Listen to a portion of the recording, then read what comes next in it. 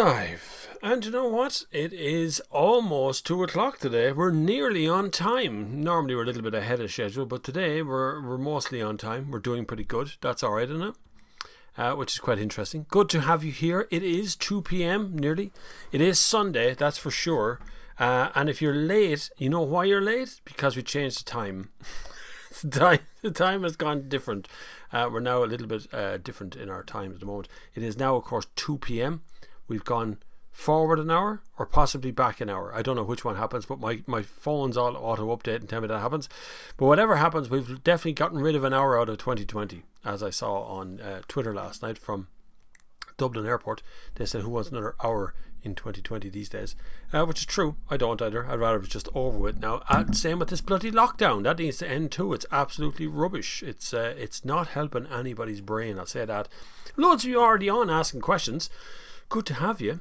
It's good to have the questions in since 12:35 today, which is quite interesting. I've moved my light around, which is now over there in front of me. And it might be a little bit too much in front of me now because it's hard to read the screen. That's going to get interesting really quickly. Thank you all for joining me again this Sunday. If you don't already, follow me on TikTok. You can. TikTok has now surpassed 60,000 followers, and that's in just about 6 weeks, kind of like 5.5 weeks since we started. And it's been absolutely insane what the changes that have happened. Really fast, really quick things have gone on, and that's been really interesting to kind of deal with. Loads of sponsors and offers and things being asked of me now, which is kind of weird. So I'm sorting through some of them. I found ones might be able to give away a car, I hope, if all goes according to plan. And we might be able to give away a few other bits and pieces as well, or at least get some special offers. For God's sake, we have to get some special offers off something, because it's insane trying to get money off people, and they all go, well, we want you to mention our thing and do 10% off. And you go, yeah, but you give 10% off just for signing up to a fucking newsletter. Why would I let it happen on my YouTube channel?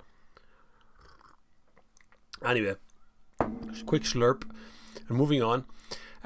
Richard McCarthy, is everything going alright? Yes, the thing is settling down because my stream says it's not really settling down, it's just kind of settling down. Concurrent viewers are at 0. So greetings from the land of crappy candidates. Seems to be okay. Muminsk is here, that's alright. We'll zoom back to the top of the list. Richard McCarthy Photography asked at 12:35 today, which is hours before we even started. Looking at 2016 Kia Optima PHEV, what do you think of them? Not a lot of them in Ireland, but quite a few in the UK with low mileage, 7-year warranty. Does Kia UK warranty work here? Warranties are European wide. Pan-European warranties are standard, as thanks to the Europe, of course, thanks to the European Union. They're standard here. So yes, your Kia warranty works across the entire range. Now, that doesn't necessarily mean when you drive into a Kia dealership they're going to welcome you with open arms about your warranty. There is an element of that. But you will be able to get it warranted here. It's a lovely car. Kia Optima is really, really good. The 2016 one, I found the first Kia Optima very hard on suspension. It was a lovely looking car, but just very hard. The second version of it was much better. So I think you're buying into the second version there at the beginning now, but that's a good one, yeah. Metalhead 4688 said at 12:39. You know, this starts at 2 o'clock, right? Hi Bob, I have a few questions. Please reply. 1. Is it worth getting full no claims bonus protection? Does it make any difference at the time of renewal if you had a claim but also had no... Yes, it is. If it's not going to be too expensive, getting a full no claims bonus protection allows you to make a claim up to a certain level and not have effect on your no claims bonus. So if you're at 7 years, which I think is the max, you hold on to 7 years, but only on... There's very big restrictions to these things. Be very careful. Is it possible for one person to own 2 different cars legally in Ireland to buy 2 different insurance policies with 2 different cars? Yeah, you can own as many cars as you want in your own name. But each one has to have their own... Actually, it's answered. Mick Daly answers it right after. Each one has to have its own separate insurance policy. Dealerships can do multiple cars, multiple policies, but you, as a lone individual out there on your own, will have to have a different policy for each one. We don't have multi-car policies, and we don't have multi-people policy either, which is kind of weird. Flavonite Disciples in the chat. Good afternoon, everybody. Hope all is good enough for him. Busy, very busy level 5. It is, isn't it? I was out running yesterday and we're out today as well, and it just seems really busy out and about. Just lots of people around. And I tell you what else is after happening in a weird sort of way. My wife went for a run in the forest today and it's packed full of people. Everybody's going there because it's 5 kilometres from Portlaoise to go to the forest. So everybody's in the worst. And it means that the more you do that, the more compressed you're making people. The 5 kilometer range thing just isn't working, lads. Andy McAfee is here as well. Afternoon, everybody. Mick Daly. Andy might left me a cup out. Yeah. Andy FX7. Good afternoon. All BMW 4 Series 2-litre diesel import. Good car. I prefer the Grand Coupe of all BMWs. I don't know why I do. I don't know. 4, the 6. The Grand Coupe is always nicer at those cars. Just, I think it's the wheelbase or something on it. It's kind of weird. I see something's messing with the settings right now, because my stream setting says concurrent viewers are 0, so I have no idea how many of you are actually here. Normally I would know at this stage. Stream settings are okay. Viewer activities, no super chats. Alright, stream is healthy. There's no data. It's all okay. Analytics, just, oh, there we go. Now it's after coming back up again there for a second. Coming and going. That's alright. But like I say, if you don't follow me already on Instagram, you should. I've been rooting around this morning, as was requested by Colin Listen on Twitter, to have a look at Lucid Motors, which I was looking at today as well, which is hydrogen thing, and I'll show you that in a minute. I'm going to share screens and show you what I'm looking at here in a second. We'll get through some of the questions and keep up to date, because if you don't do that, the questions just get on top of us. It'll be, no, to get all the questions into the 2 hours. Robert Mulhall says, afternoon all, hope all are safe and well. Love the Octavia review. I love that Octavia. I really like that Octavia. I don't know why. I've always given Octavia a free pass though. It's just been one of those cars. It's a Swiss Army knife of cars. It just does everything and nothing wrong really, but nothing brilliant. It's not brilliant at anything. Just always managed to look quite stylish and nice and did its job, and I kind of like it for that. Andy FX7 says 2018, beautiful car, low mileage, 32,500. What do you reckon value wise? I'm useless at used car prices because I don't sell cars, so I'm kind of rubbish at figuring out whether something's a good value or not. You should just look at, what I generally advise people to do is, if you look on whatever platform you're looking at, Done Deal, like I mentioned, Cars Island, Done Deal, whatever it is, CarsZone, and you're looking at the one, look at all the cars in that list, add them all up and then divide by the amount of cars you see in the list, and that'll give you the average price that they're for sale for at the moment, and you'll see where your car fits into the average. Easiest by doing that, but it's a good car though. Yeah. Will McGrath, hi Bob, what's your initial thoughts on Nissan Ariel? Can anybody pronounce that? That's the way it always goes up here. The Nissan Ariel, because they always pick car names that don't make any sense. The electric crossover. Well, we're off again. It's funny the way they say it's dawn of a new era, where they started electric cars. It's the dawn of a new era though, right? Yeah, they're not showing us much now in fairness, but their concept sketches that they have on their website. So I don't know, will we ever see a thing that looks like that, or what's it going to look like? That's generally what a car company does, is show you the pictures and stuff behind the scenes, and then just try and gauge the reactions or anything else they could do at this point. Let me see if I can just share that with you, what I'm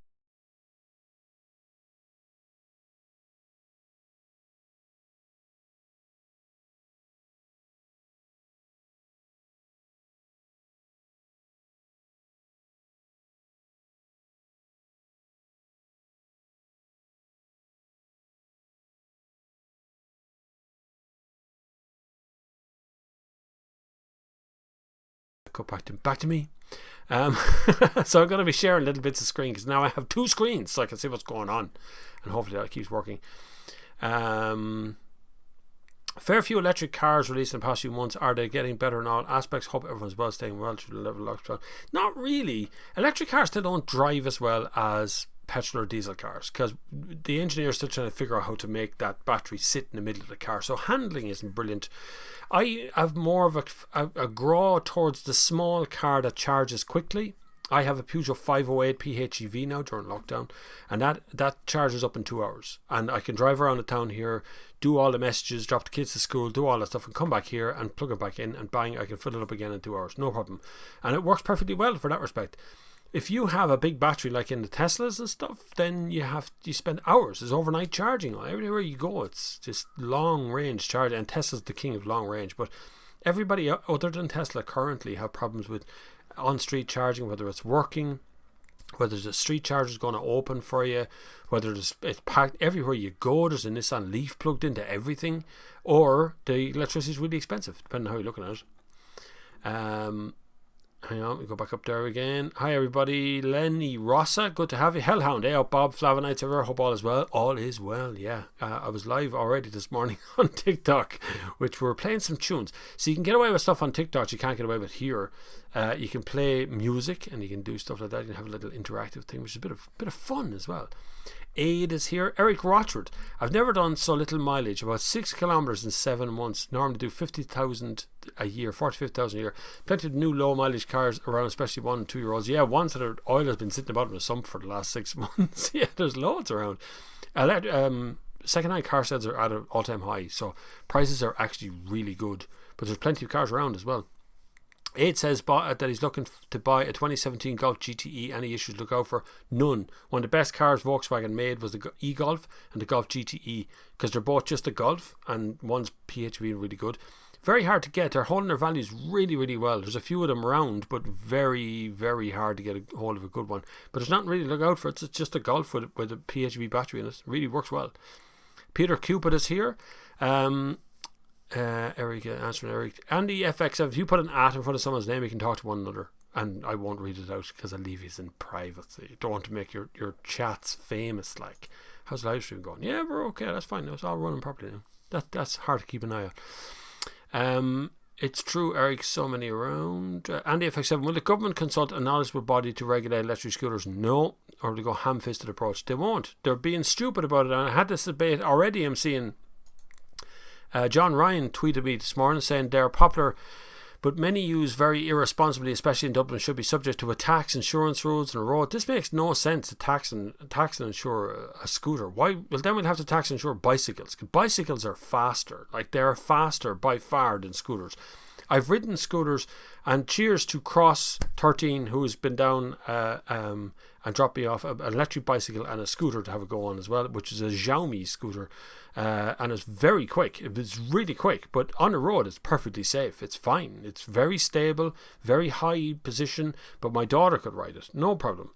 And the bike was a Van Hoof bike. I think it's called a Van Hoof. Yeah, Van Hoof. And that is a big Dutch bike, large electrically assisted bike. Does about 25 kilometers an hour during assisted. It's really, really good. But we're not legislating for that bike, and yet the bike weighs way more than that little scooter, because we're looking at the scooters as if, well, people are just going to ride them up footpaths. But we have legislated for bicycles to say get off the footpaths, get on the roads. So why aren't we legislating for scooters? Because that's exactly what we need. It's not quads. We're not talking about kids riding huge big quads. We're not talking about kids riding trials bikes and things through parks. We're talking about scooters that do a very limited speed and a very limited range, and I think they're brilliant. The government hasn't a clue about legislation when it comes to these scooters, because it's old men telling you what to do, and old men going, you have to think of the safety of think of the old lady who goes to the post office to collect her pension. Jesus, we couldn't have her now. That's what happens. That's exactly what goes on. My God, that coffee's lovely. I'm doing another coffee as well. Cross 13 is here. Thank you very much, Cross 13, for dropping in, and thank you for the loan of your electrically assisted things. Even the airbag, which is really interesting. The airbag thing was cool. Instead of a helmet, you wear a collar around your neck, and it's an airbag. It's really neat. I foresee that becoming quite popular. Although it's a bit expensive compared to a bicycle helmet, but I'm not sure how the bicycle helmet works. We went BK. Don't know what that means, Lenny. Robert Doyle says 60 grand on TikTok. Thank you very much. Got there eventually. We're still at 60,200 and something now. This has already gone up. Cathal Lenihan joining your streams here and in TikTok, becoming a bit of a ritual, Bob. Yeah, I see, it's good. You have to keep up though. I'm very hard to keep up with. Everybody tries. Anybody who tells me TikTok is just for kids, you may forget about it. There's such an engaged, brilliant audience on TikTok. You would not believe. It's a different audience, not the same audience as here, but it's certainly improved my feeling of what lockdown is and how it runs and stuff. And I've actually met people, I don't mean physically, but I've met people on TikTok who now have become quite good internet buddies,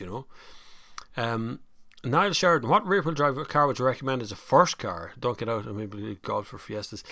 Very few rear wheel drives around that haven't got big engines in them and that are going to get anywhere near reasonable insurance there. Now that's the problem with that, is the insurance level on them. because you're going to be stuck with BMW, really, Mercedes. You know, you're back at those other big engine cars. There's like Toyota GT86 is rear wheel drive. You could do that possibly, but I don't think they'd give you insurance on that for that reason, because it's a little sports car, even though it's not fast. Paul Kirk is here. Maminsk, greetings from the land of crappy candidates. Oh yeah, we have a few of them ourselves. Limo Cotter, Bob, would you recommend a bi-turbo A6 around 2015ish or a 535D's same era? I would go to bi-turbo A6 because it's a phenomenal noise and such a sleeper of a car. Really, really good. 535 is really complicated, very hard to work on a 535, but the bi-turbo isn't that difficult to work on. They're basically just a standard 3-litre diesel with a lovely bi-turbo thrown in top of it. It's really good. Don't forget to subscribe to this account. You can share this account as well by clicking the like button, which is always useful, because that just cheats the algorithm and makes it believe that something good is happening out there, which it is, of course, something good. You got changed and put hair gel in for YouTube. Yeah, of course, because I'm in 1080p here, or whatever it is, 4K and big 60-inch screens. I don't have to look like a tramp. I didn't shave though. Forgot to shave. There goes the Harry's thing, which I didn't realise. Of course, Harry's didn't tell me that the offer was not available to Ireland, which made no sense to me whatsoever. And I emailed them going, this doesn't make any sense. Why are people being rejected for the Irish thing? And they didn't answer me. So I'll find out on Monday what happened to the Harry's offer, and we'll see if we can get a second offer out of them for just the Irish people. Callum Weir, and good of you, Paul, to join both streams. Thank you. Callum Weir says, hi Bob, a new subscriber, thanks very much for subscribing. Hope you're well. Taking delivery of a 2020 Volvo S60 Design Plus T5. What are your thoughts? Good car, really nice car. S60 is probably one of the nicer cars they make. The S60 and the XC60 are actually my two favourite Volvos as their cars. I think they're stopping the V40, aren't they, or the S40? They're stopping it altogether. Brian O is here. How are you, man? Andy McAfee is answering someone else. Dynamic Frame is here as well. Thank you very much for joining. They're all the boys who subscribe and they're in the channel membership thing. And there's people here who are from Patreon and PayPal and all kinds of stuff. People who support the channel are amazing, and the channel is growing. The YouTube channel is getting close to 60,000 subscribers as well. So we're on the way. It's really starting to pick up. Brian Connell says, Bob, you use the F word more usually. I know, that's because I just thought, well, you know, that's how I actually talk. I don't in reviews, but in live streams, I think it might be okay. I think that's how real life is, though, isn't it, Brian? That's how things happen when you're chatting to real people out there. And it's like YouTube pushes down on that to go, but actually they tell you when you can swear and when you can't. Then now, these days, they say, you know, you just don't start with swear words in the first couple of seconds, but you should be okay after that. I mean, look at people like Gary V, who never stop, and his channel is huge, but he never stops swearing. It's in everything. He swears like an Irish person. Amazing. Oisin Riley says dirty diesel, because I did a TikTok. Someone said do an ASMR thing where you say dirty diesel, so I did this thing called dirty diesel.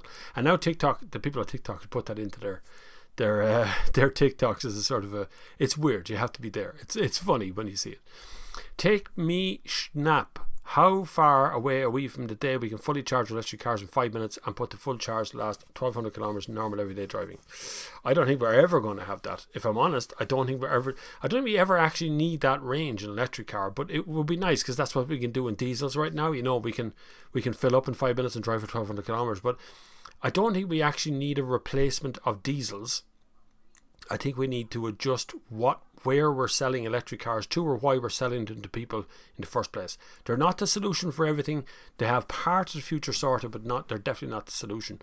When you see the lucid air stuff, you start to realize where other things are going, like hydrogen. Even though that's really probably very far off, it's still worth remembering in the back of your head that that's another direction that we're looking at as well. Jim Shed, afternoon Bob, in regards to Jim Shed, not sure if you're aware, Bob, that the YouTube channel Jim Shed is actually Jim the bus driver. Come on, Jim the bus driver, that's good. Jim Shed and Jim the bus driver, you should do YouTube videos from your bus about your shed. Really good. Peter Ucar's here as well. Bob, is everything working fine? Good that. Zach, hi Bob, what do you think of the 2012 Skoda Octavia Estate? Always gets a free pass from me. Great car. Buy it in blue with a nice little roof rack on it. Looks well with a couple of bikes up there. Lenny Rossa, no, he's talking about electric bikes. 250 watt motor, no throttle, no scooters could be the same. Jason Quinn, hi Bob, what's the story with tax insurance on a van? You need to have a VAT number. Your vans are not So yeah, vans are a commercial vehicle. So there's problems in this country of taxing and insuring a commercial vehicle as a private vehicle. There's real problems with that. They don't seem to want to be able to change them over. You have to change things on logbooks and all sorts of stuff to make that happen. You can do it, but it's quite difficult to do if you've never done it before. Someone around you will have done that before. How does classic and vintage insurance work? So classic insurance for 25 and up older, and the car has to be over 20 years old. Now usually classic insurance comes with very limited range. So what I mean by that is they might say, yeah, we'll give you classic insurance, but you can only do 10,000 kilometers a year, which could mess you up, obviously, if you want to do that. But classic insurance is quite cheap. Vintage insurance is a different story. A car that's classed as vintage is older than that. I think it's 30 years old. I think your age is the same, but I think the car has to be over 30. And it's a bit odd. It can be odd enough to try and get it done. The best thing to do, the best way of getting classic and vintage insurance and that sort of stuff, is to talk to current owners. You'll find most of them on Facebook have Facebook pages. Go in and just ask them what they're doing on their car. So if you find the Ford Owners Club of Ireland, or you find the Ford is quite popular, the like Renault Owners Club or something, they'll have some sort of classic insurance already worked out.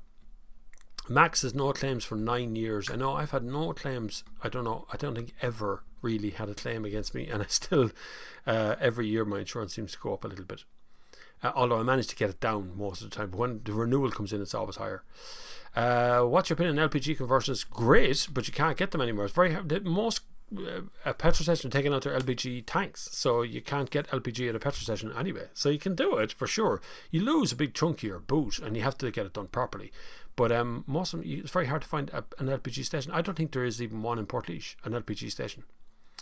The newer Optima Sportswagen are sexy. Absolutely, Keith. Yeah, you're right. They're gorgeous looking cars.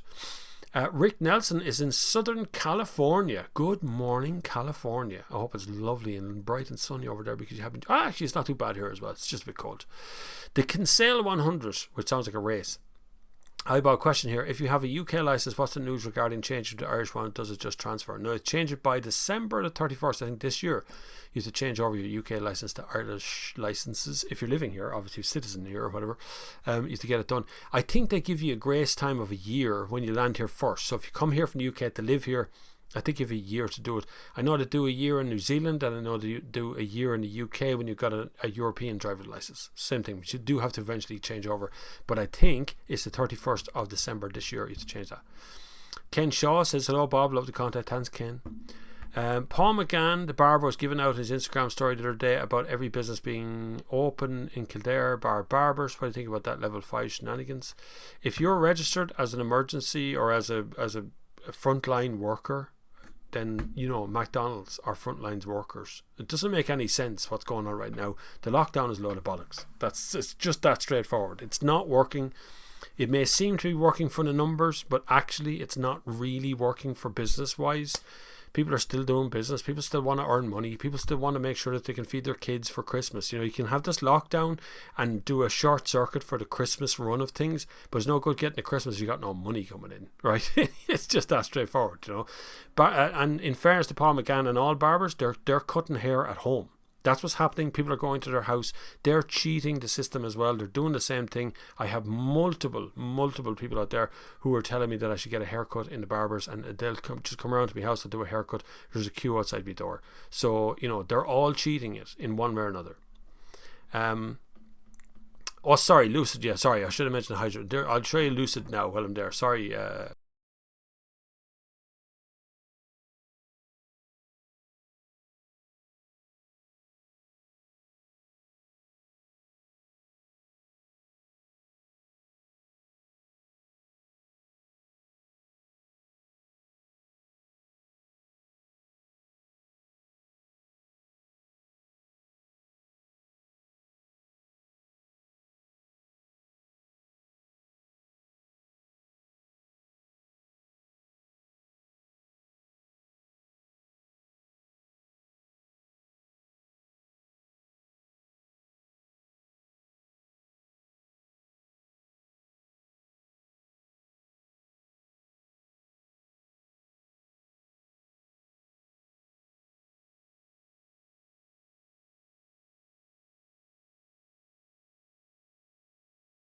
Of this stuff as well. We're going to see more and more hydrogen stuff come out. as people are starting to investigate and invest money there too. We'll see what's going to happen. Hydrogen, I think, still is going to be a commercial entity, really. And I think we're years away from it. But it's a tantalizing look at where we're starting to go. If we start to get good cars that are electric, I'm okay with that. You might see in a few years these cars will be second hand and we'll all like them. The Aria is launching next year. Factory's already tooling. Good stuff. Love the Dacia. Dacia pretty good in that Aria thing, isn't it? Serious question says Serious. No, his name is Serious. Question. I said serious question. I got my license right after turn 17 and got a 2010 1.2 Polo, paying $2,000 for my first year in East London. Now moved into Portsmouth, and 18. Should I keep the car up a bit longer or upgrade? I don't know how far Portsmouth is from where you're going. Portsmouth. From where you're going, but I'd run a car until it's driven into the ground, because you might as well wait till your insurance starts to drop in a big way so you can get something this decent like. Lenny says hydro motors are interesting as you kind of guess them into electric, etc. Last time I drove a petrol diesel was back in 2010. Yeah, if you've forgotten what they're like, you'd be surprised how quick it creeps up on you, and electric cars are easy. Saw the ID3 for the first time on the road the other day. Looks bigger than when I thought it would have been. Yeah, it is bigger. It's a very big car. It's bigger inside than a Golf. Like, it's bigger, feels bigger and airier. Good competition, finally. I'm not sure where that competition really exists, but a good competition where we should be going is that kind of competition as well.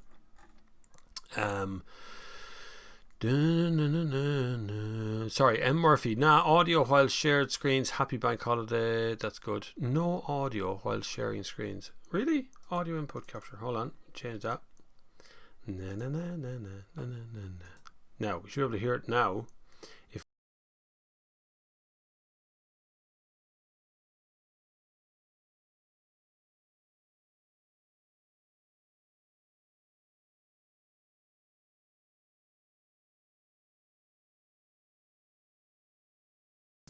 Not thick.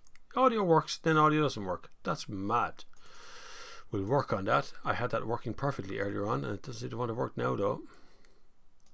Blue Snowball is connected there, yeah. Audio. We'll create a new one. We'll delete that one and get rid of that. Put it in again. And delete the input capture. Scene audio input capture. Blue Snowball. Yeah. Copy. Talk amongst yourselves. Be back in a second. And paste. Okay. I'm just going to flick back that window again one more time, and we're going to check the audio on it again. Now, can you hear my audio? Is the audio coming up this time? 1, 2, 3. There's a helmet. Now, the audio worked that time. We'll find out in a couple of seconds. Find out in part 2.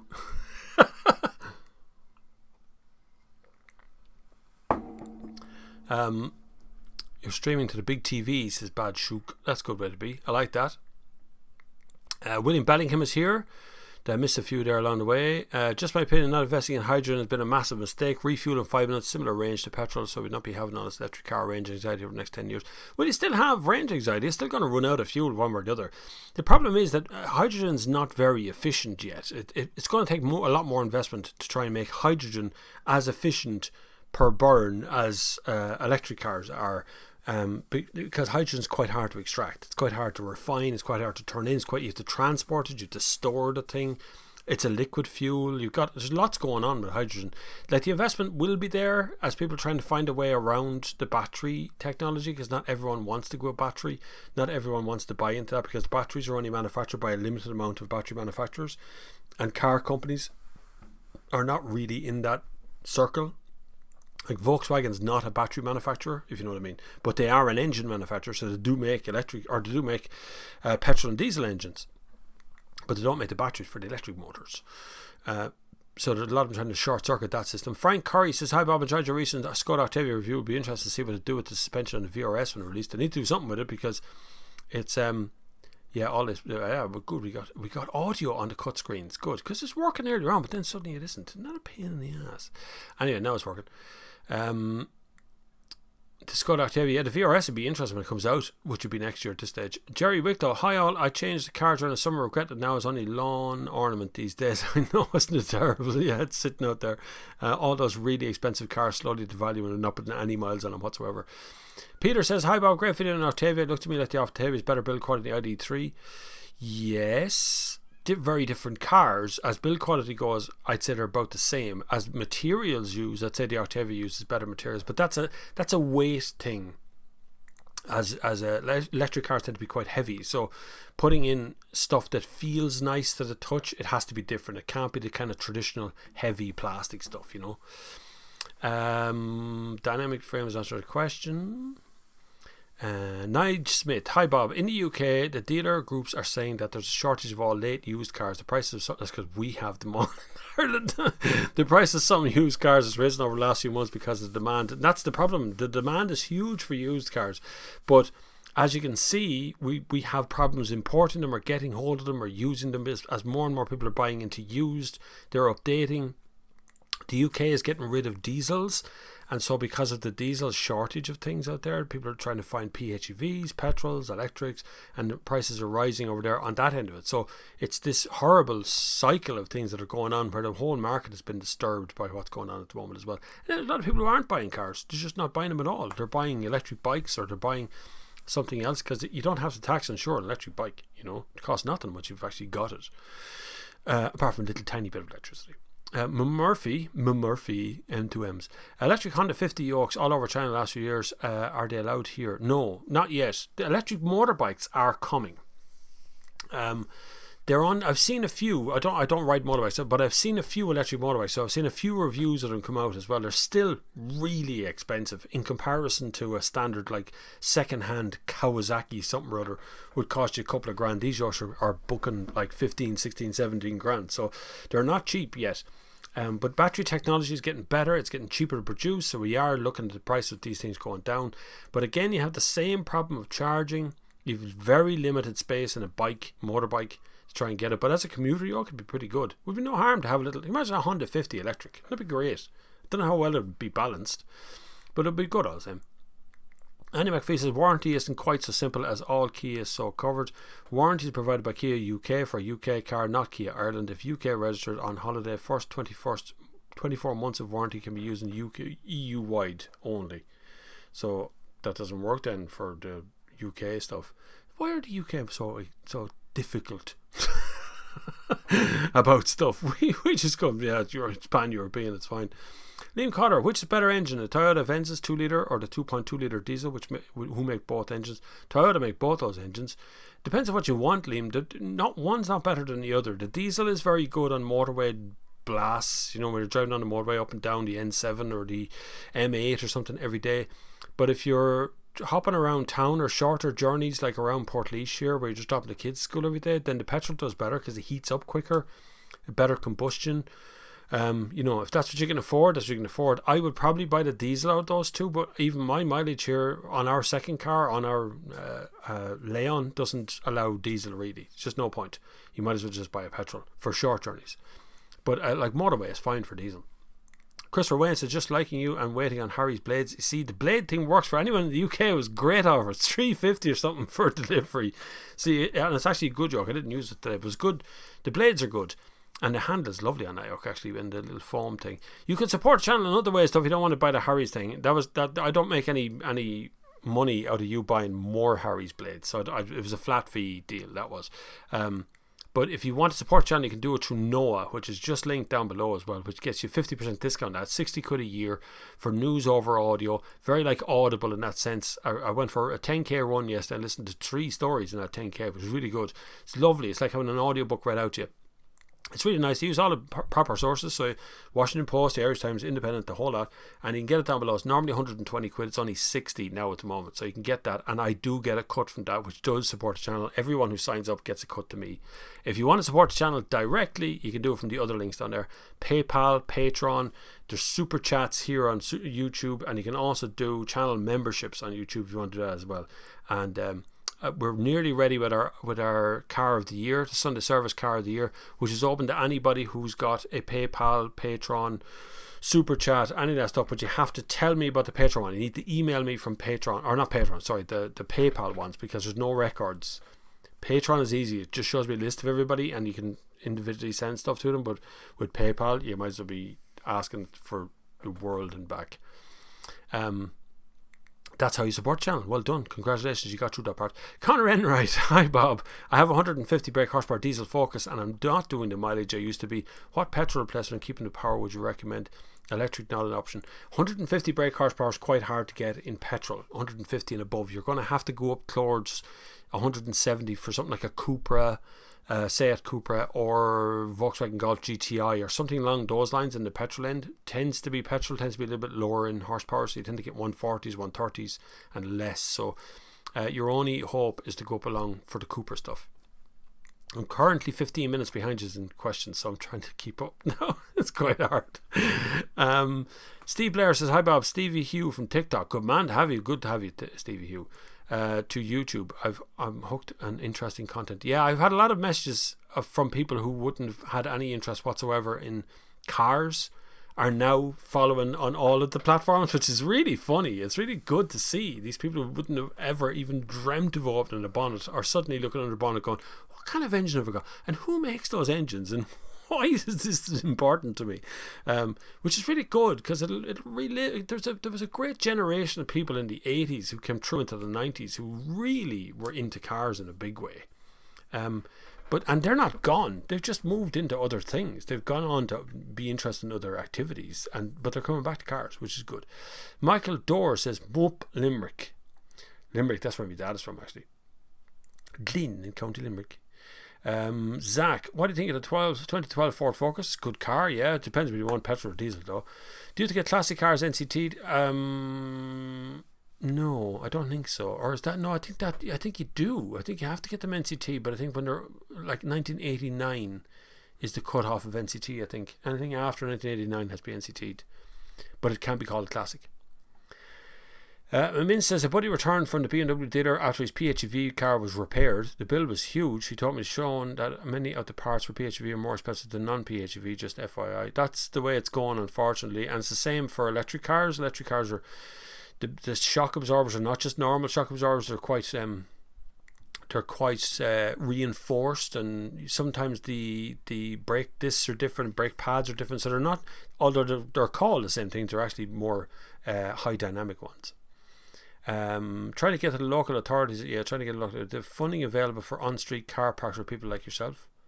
Thomas McGuire, that was. I don't know who was answering there. Retail shops in Killarney staying open due to the fact that they are all sell mass. It's not gas. It's not gas, lads. This is where the lockdown. This is where we're all in it together. We're not actually all in it together. You know, there's lots of businesses closed. Shaw's are closed here in the town. So nationwide, Shaw's are closed. Think of all those people sitting at home now getting PUP payments again. But at the same time, in the tourist areas, while the airports are still open and people are coming in, we still have a big problem with that. You know, they're still staying open because they're like, there was a pub here in the town, I won't name names, but there's a pub here in the town that was opening during lockdown and serving pizzas that they bought across the road in another shop.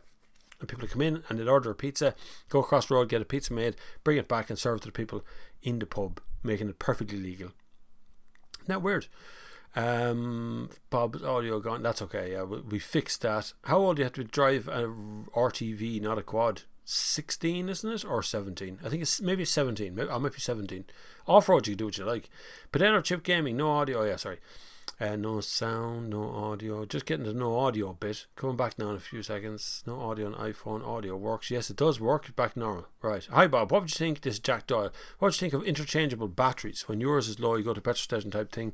And sort of fully charged battery, one gets charged, etc. That sounds deadly. And I've seen this mentioned multiple places. And actually, good 10 years ago now, I'd say, Renault was actually going to do it here in Ireland when they brought out the Renault Fluence ZE. They were going to make dealers do this. But the problem exists of, so you buy a brand new Renault Zoe, right? And you're driving down Dublin to Cork and you decide halfway there, right, I'm going to drop in and get a battery here in this Renault dealership. When you pull into the Renault dealership, the car disappears and comes back and the battery just put in is a year old. The ones you just got replaced. Your new battery, where's that gone? That's gone into the cycle of things as being a new battery, right? Now, I'm not paying much attention to you, but if that continues, obviously you've got this idea of where did my brand new battery just go? Like, I only bought the car last week and now I've just changed the battery out for an old battery. So there's that problem. Second problem is storing those batteries, keeping them constantly on charge. Third is just the physical aspect of that. Those batteries are the heaviest part of the car. You need machinery to pull that out and make it happen. It sounds ideal in certain ways, and I think some car companies might be able to achieve it, but I think the expense behind it is going to be so high. Like, what if you don't use the batteries and a dealership has 50 batteries standing on charge for 6 months and doesn't actually change anybody's batteries? Because that's what's after happening a lot of the charge points in Ireland, which you would have had to queue for 6 or 8 months ago. Now you can pull up and there's no one at them because they were all charging now. They're all making money now. So no one's using them anymore. So they're putting in, it's ever decreasing circles. They're putting in less charge points, the public charge points, because less people are using them. Anyway, Fee is answering that one. Bob, what have you ever had trouble with a guard stopping you while on an electric scooter? I've heard people having them seized by guards. No. I've actually shown a guard a scooter and he was happy looking at it, and that was a lovely thing. The problem is we don't actually have a real law that says they are illegal. Well, the problem is we don't have laws on them, so you can make up your mind. Now, there's plenty of stories going around of guards actually seizing them and taking them away on trailers and doing all sorts of stuff like Phoenix Park and things, but like, I don't know. I think it depends on what you're doing with them. If you're going to ride them on the road, or you're going to ride them on in traffic where it's quite heavy, or you're going to ride them on footpaths or something, then the problem exists of what's going to happen next. If you can end up running someone down, and there's the issue with scooters, in that we don't have legislation or rules to govern them. They're just seen as a child's toy, and in actual fact it's mostly adults that are riding them because they're really expensive. Aid says, Bob, check out the Super Soco TC bike. Good commuter, fairly cheap. We shall look at that right now. Super Soco TC. Copy. Let me go over here and look at this. The thing of having two, oh my god, that looks so pretty. Hold on, you go to the website. Does it show good pictures on this, or is it just going? Oh yeah, it does. Okay, let's have a look at this electric bicycle, motorbike here. I don't know much about motorbikes, but hopefully my audio is still working on this. Now here's the Super Soco TC. Look at that thing. 1500 watt power hubbed motor in it as well, up to 80 miles range. There's the problem with range on electric motorbikes, not very big, and that's what it looks like. I think that's quite cool. It reminds me somewhat of something else. Those wheels reminds me of something of some other motorbike. They're quite nice, aren't they, those wheels? The battery is Samsung, LG or Panasonic, which is, there's only a handful of battery makers in the whole world that make batteries. So that's why obviously one of those three will be sitting there. There's a few others among them, mind you. 1500 watt Bosch motor, or 300 watt, 150 newton meters. That's pretty good. Discharge current 50 amp. Input 60 volt. Cross 13. We'll answer more questions on those ones. Go back to our scene. Cut back to that. My god, that's very good, isn't it? Hopefully it all works for you this time. But there's Super Soco motorbike starting to move in. That seems like that's from .co.uk, so that's a UK brand as well. Really good, huh? Hopefully Aid doesn't actually work for Super Soco. Ed Fogarty, hi Bob, I'm in the market for a small crossover leaning towards the VW T-Cross, like the SE style, maybe Orline 2020. Also tried to buy in December, January up to north. Any advice? Loving your TikToks. Not really. It's a good car. T-Cross is a good car. Don't know why you need to buy it up north. It's not going to really save a whole lot, to be honest with you. Unless you live in the north, obviously. But if you live in the south, you're not going to save a whole lot by buying it up north. The prices are getting pretty close these days. Brian Connolly, UK difficult, Bob. Yeah, about 800 years of being difficult. I like that. 800 years. Governance here. Yeah, no, you just start a big rant then. Brendan Turbot, how does it feel to be an official TikToker now that you're more famous, more followers on there? I still love my home on YouTube. YouTube is still my home, first home. TikTok is a different home. It's like having a holiday home, and TikTok becomes a holiday home. It's good fun though. TikTok is lovely. The people on it are really nice. I found myself watching more TikTok than YouTube does. The only problem with that part. So that's doing yourself out of stuff because you're not supporting the YouTubers or the home is. I also do Twitch, by the way. So I've been streaming video games on Twitch, which I don't know how many followers are there now, 300 or something, which is quite nice as well. It's a lovely place to go. Lots of lovely, cool people hang out there too. Aishi Sahu says, please take my name. I don't want your name, but I've said your name. Is that what you're looking for? The Aria will be CCS too. Will it, Thomas McCarthy? Let me just go back to Aria. Rise of the Electric Coupe. Yeah, okay, I agree to all of those cookies and things. Let's flick down to the charge ahead. I'll flick over the screen and have a look for yourselves. So that's what I'm looking at now. Explore freely up to 500 kilometers range, which of course comes with a stack of little stars behind it. 63 kilowatt, 87 kilowatt hour batteries, all two or all-wheel drive, gives you the range you want in a hurry. Fast charging up to 375 kilometers in 30 minutes. I love the way they say that. They don't actually say there what the charging is, but I'm sure you're right. It looks nice, doesn't it? It's quite a butch looking thing though. I mean, butch front on it, like it's very chunky. Which seems to be the thing that everyone's trying to do these days, kind of be chunky. My problem with these big ones is we don't necessarily need big cars like that to do electric duty, so to speak. I'm not sure whether that's really the proper way to push things into getting bigger and bigger cars, which means bigger and bigger batteries and more expensive motors. And, I know people like these big cars, but really I kind of like what Honda's doing, what Mazda's doing, those smaller cars with smaller batteries that charge faster because they're smaller. I don't know what that says. That's not in my language. Andy McPhee says, Renault Ireland allow customers to buy Zoe outright, including battery or battery lease only on top. Right now you can buy it outright. You used to have to lease them, which is why there's so few Zoes on the market for sale now. That's the problem. So that was a big problem selling them, yokes. Viewer activity. Wow.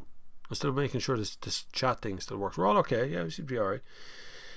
I just checked to make sure no one sent me any emails right in the middle of it, just to be on the safe side. Liam O'Connor, go back up. Catching up on your questions, hold on. Liam O'Connor, what type of car would make a medical consultant be able to afford? A medical consultant? Whatever car you want, I'd imagine. Doesn't medical consultants make an awful lot of money, no? So you can have whatever you like, I suppose. Nudge nudge, wink wink. Hey Bob, do MG cars sell in Ireland? The MG ZE seems to be getting popular here, and they can do an all electric model. I think it's the car I'd be interested in reviewing. I will be reviewing it in the next couple of weeks, but we're on lockdown. I had one organised to review already, so I will be reviewing that for sure. They don't currently have this side of the border, southern side of the border, dealership. There is one up on the border in the north, but on the border, that does MG cars, but I don't know whether they're actually an official dealer for MG or they've just set themselves up as an MG dealer, which you can do as well. Of course, you can, any dealer can sell any car, but an official MG dealer is a different thing. But I'd imagine it would be, because there's not many dealers of MG, and they seem to be expanding their range as well, because I was looking at other stuff from MG as well. Let me just show you. MG said, I was going to do this morning. They're not great cars to be looking at on their website. It's not exactly brilliant, but the car actually looks okay. So if you're thinking about this, which is quite a nice looking yoke, I think it's my nice looking yoke. Cut to that. Today, there we go. So that's the MG currently, as you can see there. It's sort of an SUV. Reminds me somewhat of a Qashqai down the side. This bit of it here really looks Qashqai. Around the front tends to look a little bit more Asian, but I think it's quite a nice looking car. Look at the price of it in England, 15,495. Like, that's an electric car. That's pretty good, isn't it? Sorry, that's not the electric car. There is a like, look, if you look here, it's 1.5 double overhead cam VVTi, GDTi, double overhead cam GDI, and there is an electric one as well that I can't see right now on the screen. Models, will be in the models. There's petrol, electric, hybrid. Here we go. That is not a pretty car. That car. That is not a pretty car. Looks weird, to say the least. But there's the MG ZS EV, 25,495 for that one.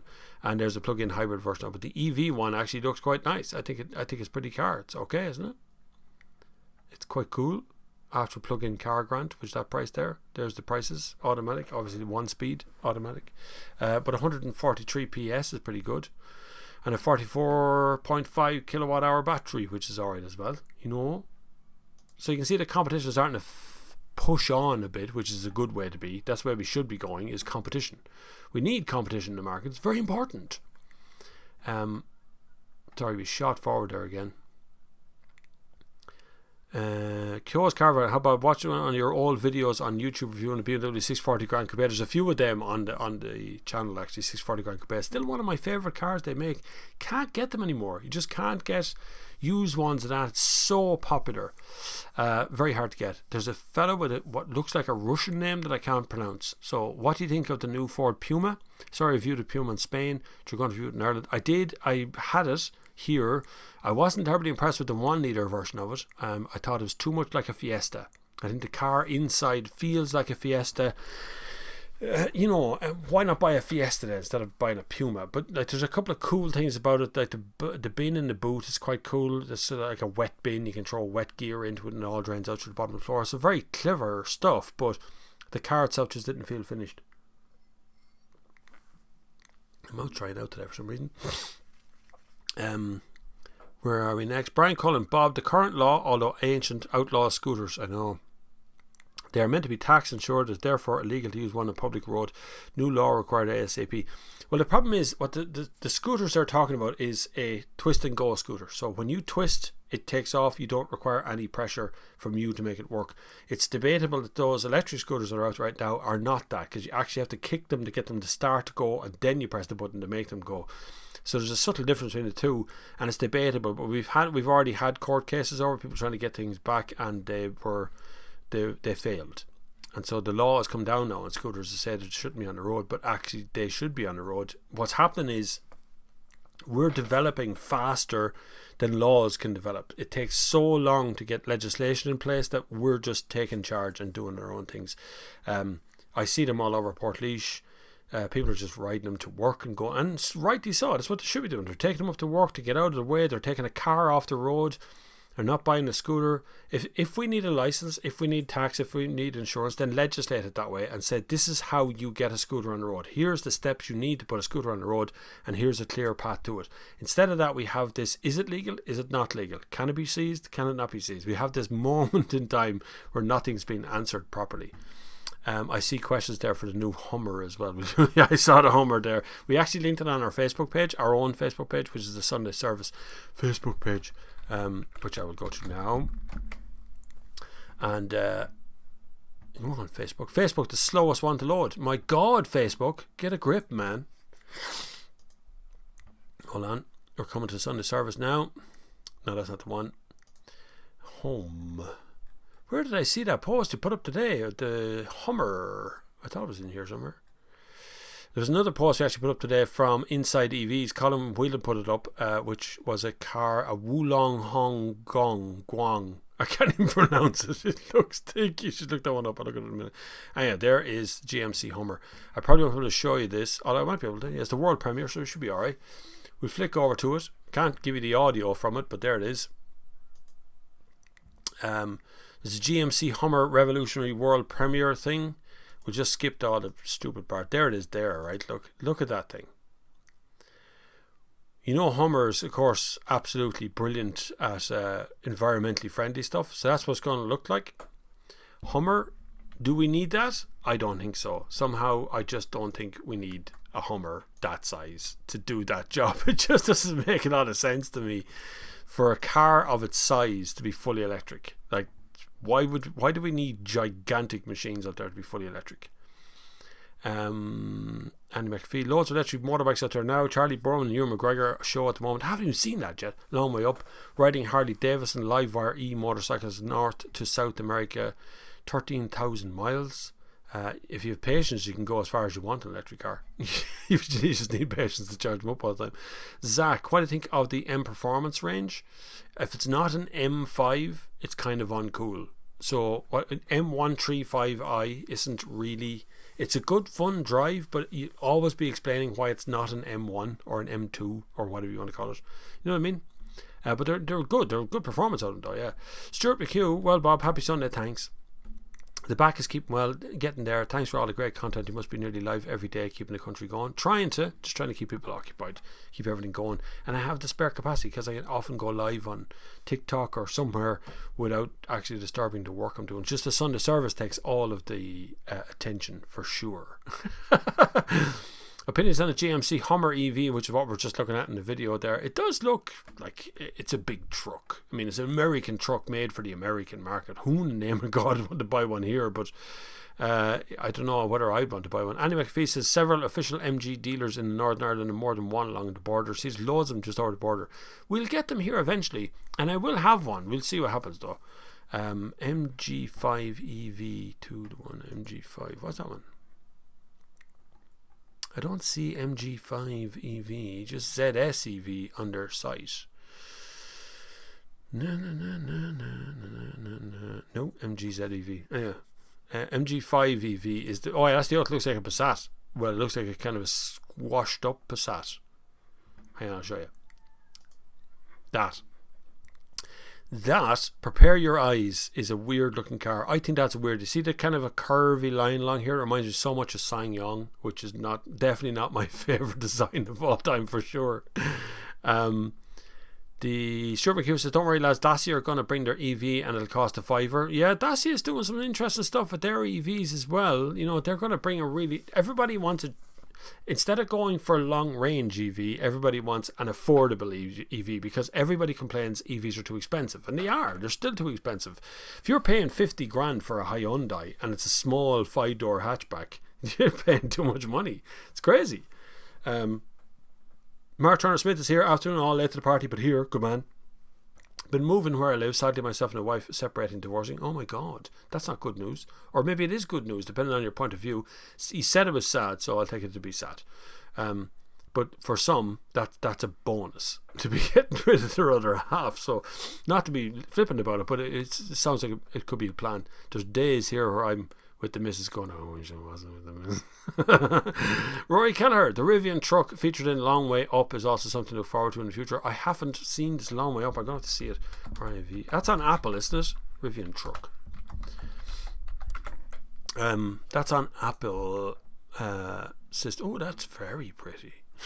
Hold on, we have to look at that. Well, that obviously is a good picture that we're looking at. Electric Adventures vehicle, pre-order now. See it there? Isn't that cool? I love the tent yoke. That's deadly. I love those tent things. I'm not sure I like the front though. Very Land Rover-y look that way, and very pickup trucky, but the flat front is kind of weird, isn't it? No.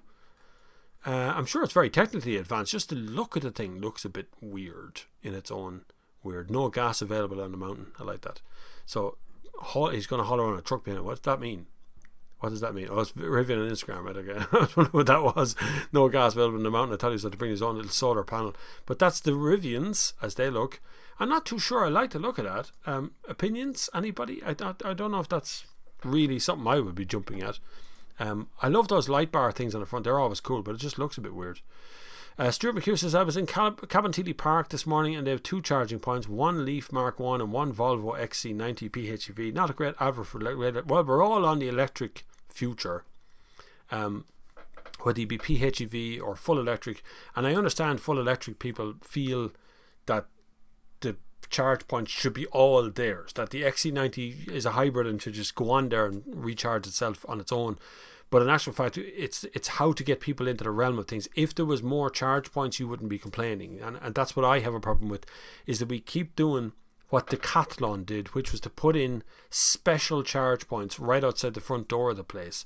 And so your instinct then, if you're in a PHEV, is to take one of the charge points, because you're a PHEV, you're entitled to it. You plug in like anybody else.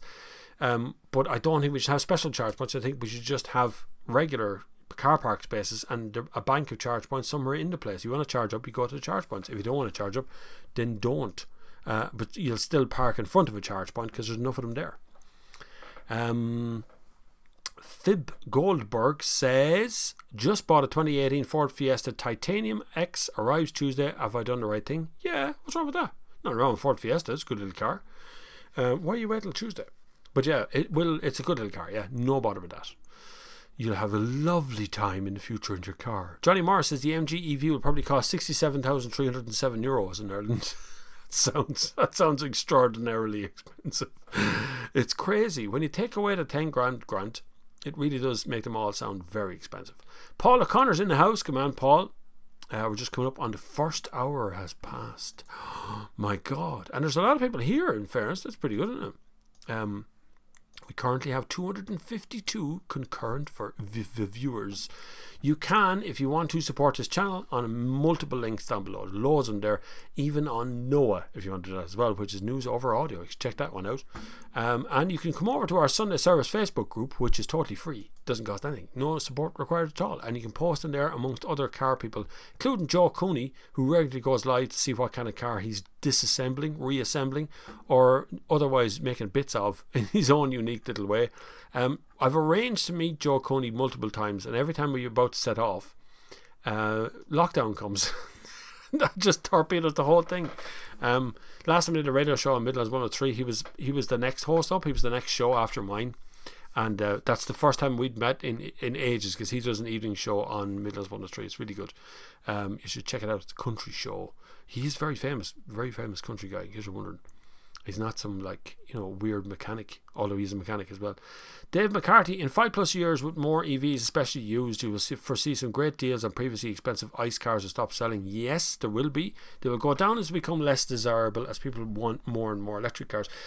Startling statistic I found out the other day is that the vast majority, or well, not the vast majority, but a lot of people who are buying EVs and are being the evangelist about EVs are actually buying into cars for the first time. Some of these people are older generation, some of them are a little bit younger, but actually what's happening is people who aren't interested in cars at all are now buying into the EV dream. So we're now actually putting more drivers on the road, more cars on the road, and that's kind of not the point. We're supposed to get less cars on the road, is the whole point. Anyway, Feces, as of the 13th of May, electric bikes and scooters have been legislated for and allowed in Northern Ireland. It's not a bad time when asking people to ditch public transport in towns and cities. That's what I'm talking about. Electric bicycles and electric scooters should be legislated for. Whatever the legislation is, we can worry about that after. The problem is right now, we only have speed limits for electric bicycles, which I think is 25 kilometers an hour. But we have no legislation at all direct legislation covering the scooters. So we don't know what's the law with them,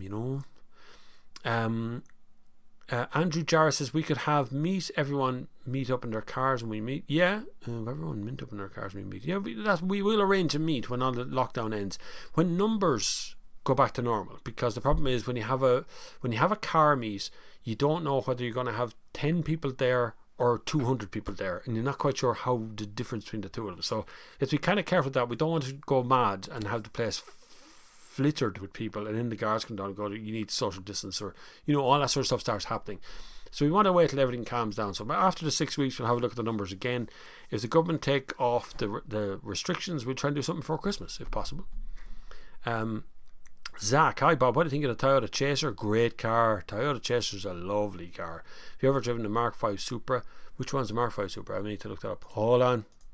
I'm used to those numbers. Mark 5 Supra. Yeah, I have. There's reviews of the Supra. That's the new Supra. There's loads of reviews of the Supra on my channel. You'll find them there. They're there for sure. Chaser's gorgeous. Yeah, Chaser's a lovely yoke. I actually seen a couple of them when I was on holidays down in Clare. There was a whole meet of the things. They were a brilliant looking car.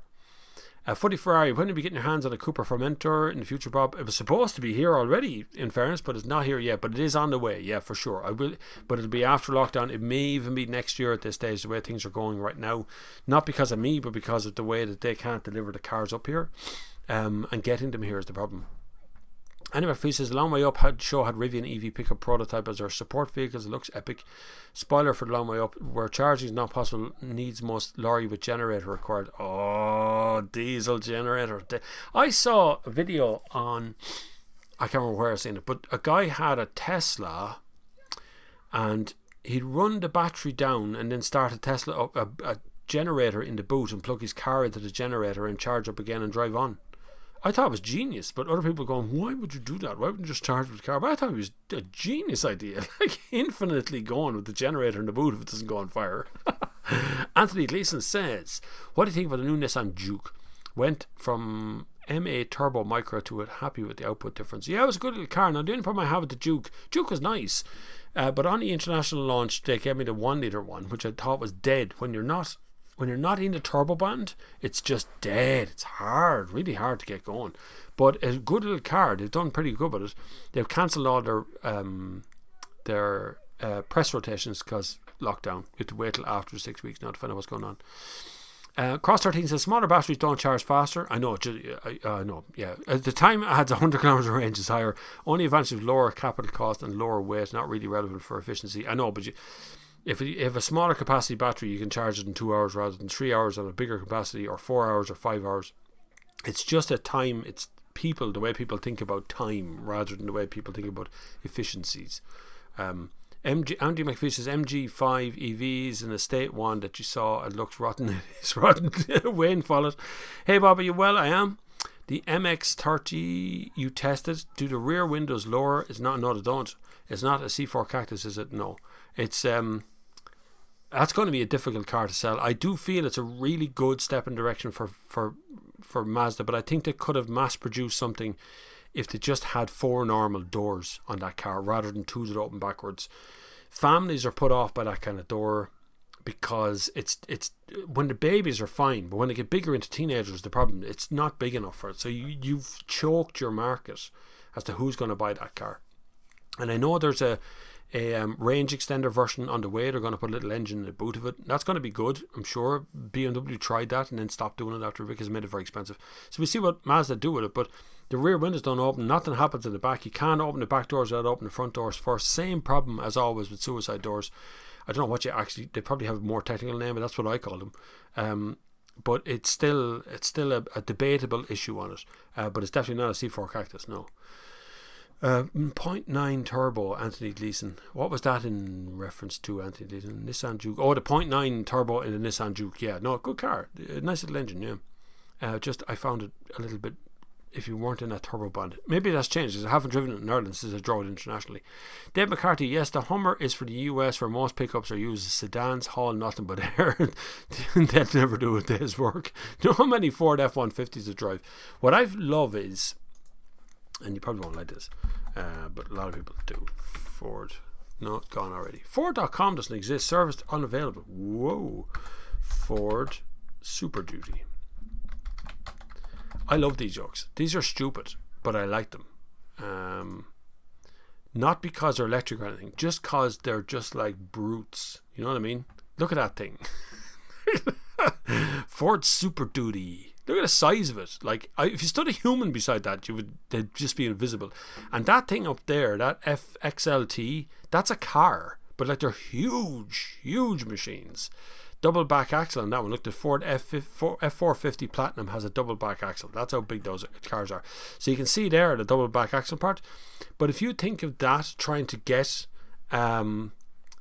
be a normal car, that's the way they're using them in places. They're just huge. So you can see why the Hummer would make sense in the US right now, because that is one of the best selling cars a Ford has ever have, and one of the best selling cars in the US is the Ford F-150, Ford Super Duty. All those cars, they're massively popular there. So yeah, the Hummer will actually fit in nicely. Mg5 Ev is mega value on paper, pushing hard for the go to the taxi market, says Andy McPhee. Con Murphy says, hey Bob, I'm trying to decide between a used Hyundai Kona EV or an ID3. What would you suggest? ID3 is twice the size of a Kona inside. Like, it's a much bigger car. If you can stretch for the ID3, I would. Particularly with the software update coming, which is coming in January for ID3. Kona is super efficient. You get the big battery in that. You can go a long way in a Kona.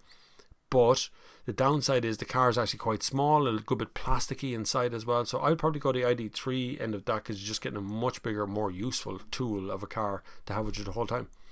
Andy Tierney says, Bobby, excited to drive the Highlander. Do you think it'll sell well? I thought it was a beautiful looking thing. I actually like the look of that Highlander thing.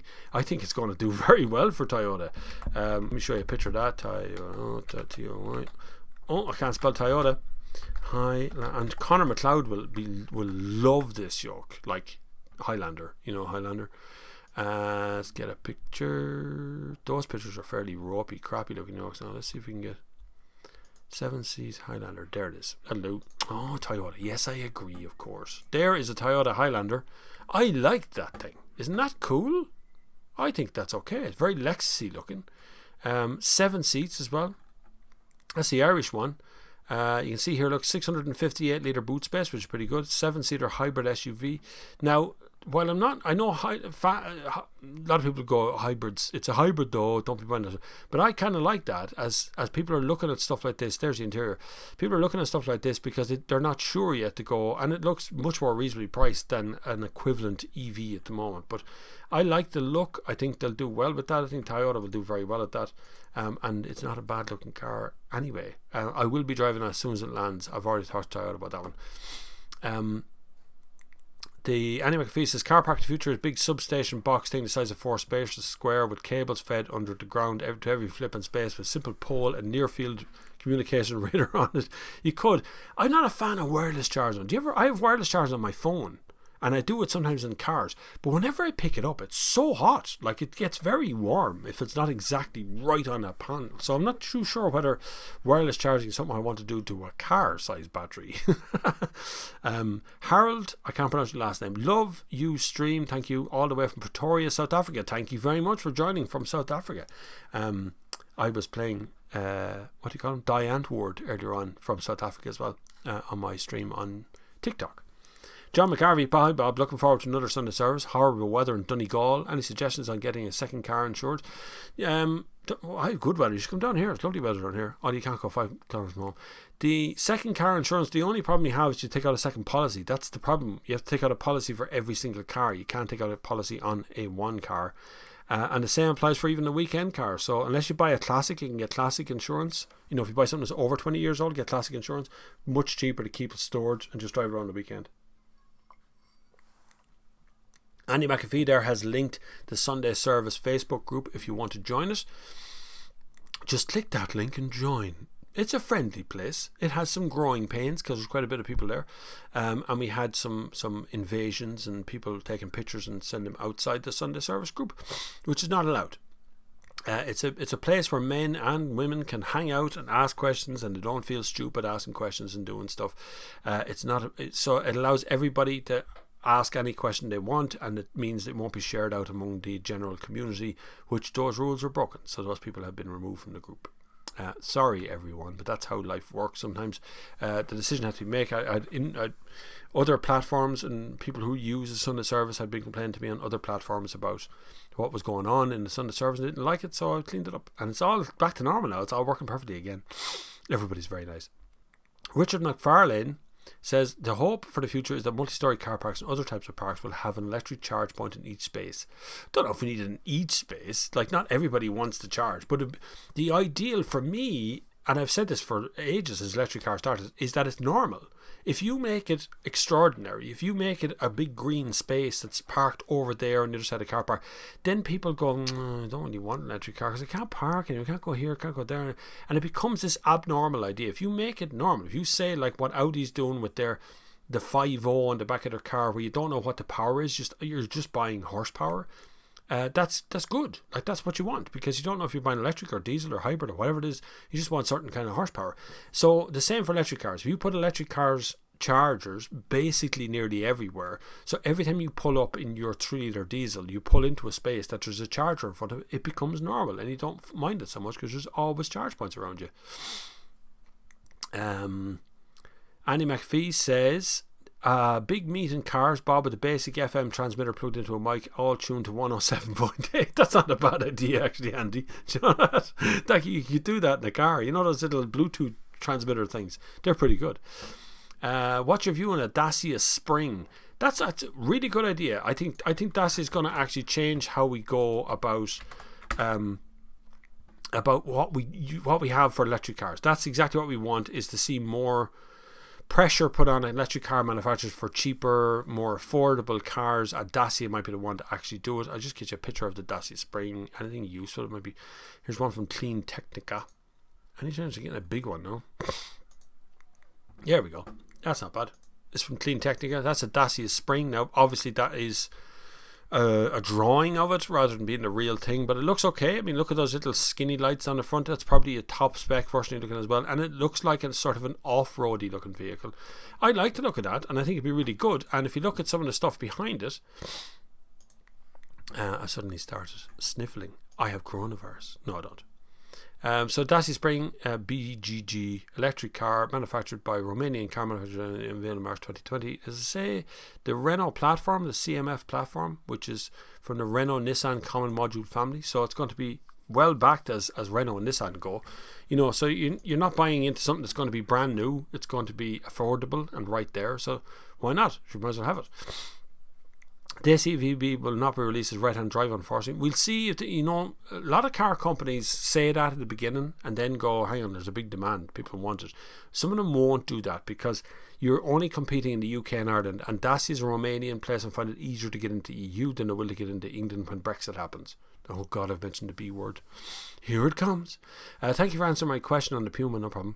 I was thinking about getting a Ford Puma or a Renault Capture. I would buy a Capture. I really like the crossover segment, as you said. Should ditch and go for a Fiesta. Go Fiesta and Puma, you save a fortune, or buy the Renault Capture. I like the current model Renault Captures have really nice cars to drive around in. There's a test on my channel between 8 and a 3008, 2008. I can't remember one of them. Robert Van Sant says, Andy sign a Tesla installing more superchargers around Ireland. The current locations make no sense. They make sense for someone because Tesla put them in. There's one going on south, as far as I know. There's one going down towards Cork. The one that's here in Durrow is in the middle of the country, so it's on that N7 run down towards Cork, Limerick. And I think there's one going up north somewhere, but I'm not too sure exactly where. I forget where it was now. So Tesla superchargers are being expanded in Ireland, but I don't know how many more they're going to put in. They have to make money. Like, supercharging stuff cost a fortune. They really do. And because, like, you have to put a substation in to run them. So they're not exactly cheap. And petrol stations who give over space to them tend to put them away off out the back of the place somewhere, out of the way. But in the UK, if you drive the UK, there's Tesla are absolutely rule a long journey in the UK. They really do a good job at it. Harold says, hi Bob, I guess you should include the fuel cell in these emerging energy mix as they all have a role to play. You can, again, fuel cell there is a point to it. Honda gave it a good shot, but like, that's nearly 10 years ago since they did the Clarity. Like, it's around that long and we still don't have a decent version of it yet, because Honda make engines and they're only starting to get into electric. Is there a difference driving the Ford Ranger and Ranger Raptor? Yes, there is a big difference. Ranger Raptor is on an entirely different chassis and different shock absorbers made by a company in the US called Fox. That's on the Ranger Raptor, so they're designed to jump. And I don't mean like a little bit. They're actually designed to jump off the ground. Ford encourages you to jump off the ground in the Ranger Raptor, whereas the Ranger's more of a pickup truck for work. Ranger Wildtrak is different suspension again. Good cars though, they're really good cars. Ranger is kind of my favourite looking of all of the pickup trucks, especially the Wildtrak one, because it looks big, brutish, American, mad looking yoke, you know what I mean? But they're very different to drive, yeah. Thomas Heiler, good morning Bob. My Taycan finally came to New Orleans. My wife wanted me to buy it. Maybe those publishers clearinghouse people will show up in that big check. Have a great day. You'd hope so, wouldn't you? Yeah. Taycan is very good. Again, lockdown snookered me getting a hold of a Taycan, so I kind of got stuck on that one. But I really wanted to try that car. I skipped forward there and started losing it now. There's the Dacia comment. Hi all. They're alright. Sunday service comment. Yeah, what's your view on this? Is getting back to where I was. Slowly but surely. There we are, I think, in the middle of that. Light Camera 2. Hi Bob, why are car interiors still using the skin of dead animals? Because people like leather. Lots of people buy leather jackets still. Stuff like that.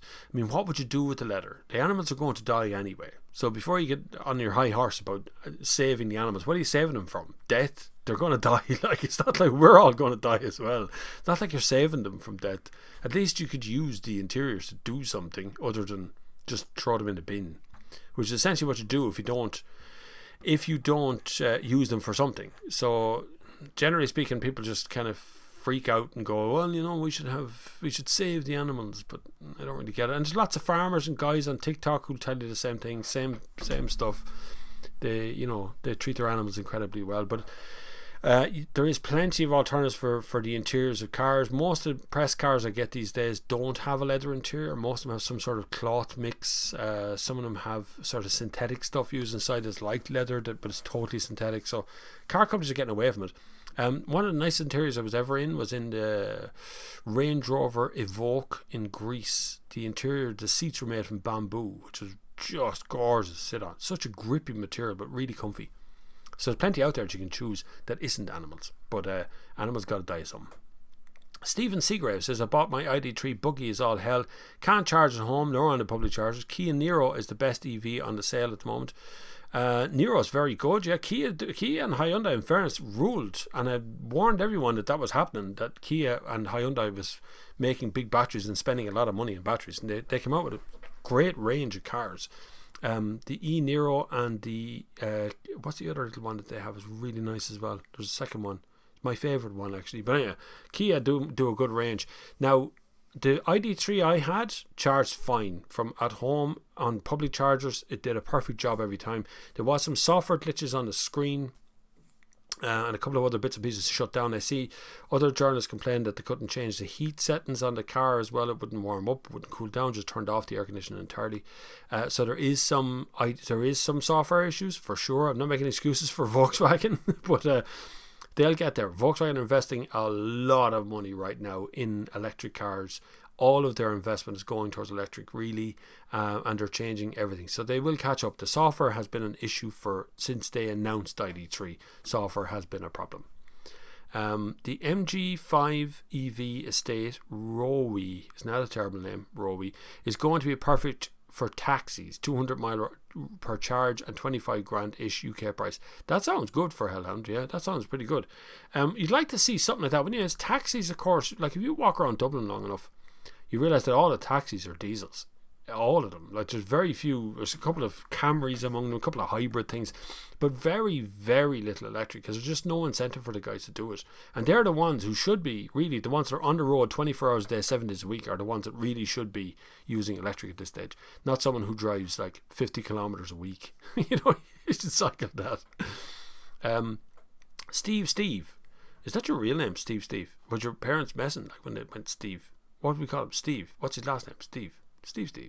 Hi Bob, what would you recommend coming from a 2003 Ford Focus? Do I go for a hybrid or an EV straight buy? So you're moving from 2003 to a straight hybrid or EV. Do you have a home charger? Like, would you have to step all the way up from zero to right up to getting an electric car? Have you ever had an electric car? Have you ever driven one? I would, like, if you're going to make that step and that's your only two choices, hybrid or EV, I would go full EV, because hybrids are a kind of like a stepping stone. If you've never even considered EV, hybrid is a good little stepping stone to get you into that mind, but only in PHEV sense. I would, if I was living in the country, living out in the middle of nowhere and had long journeys to do quite regularly, I'd probably go PHEV. If you look at Harry Metcalf's latest video, he explains why his family went for a PHEV.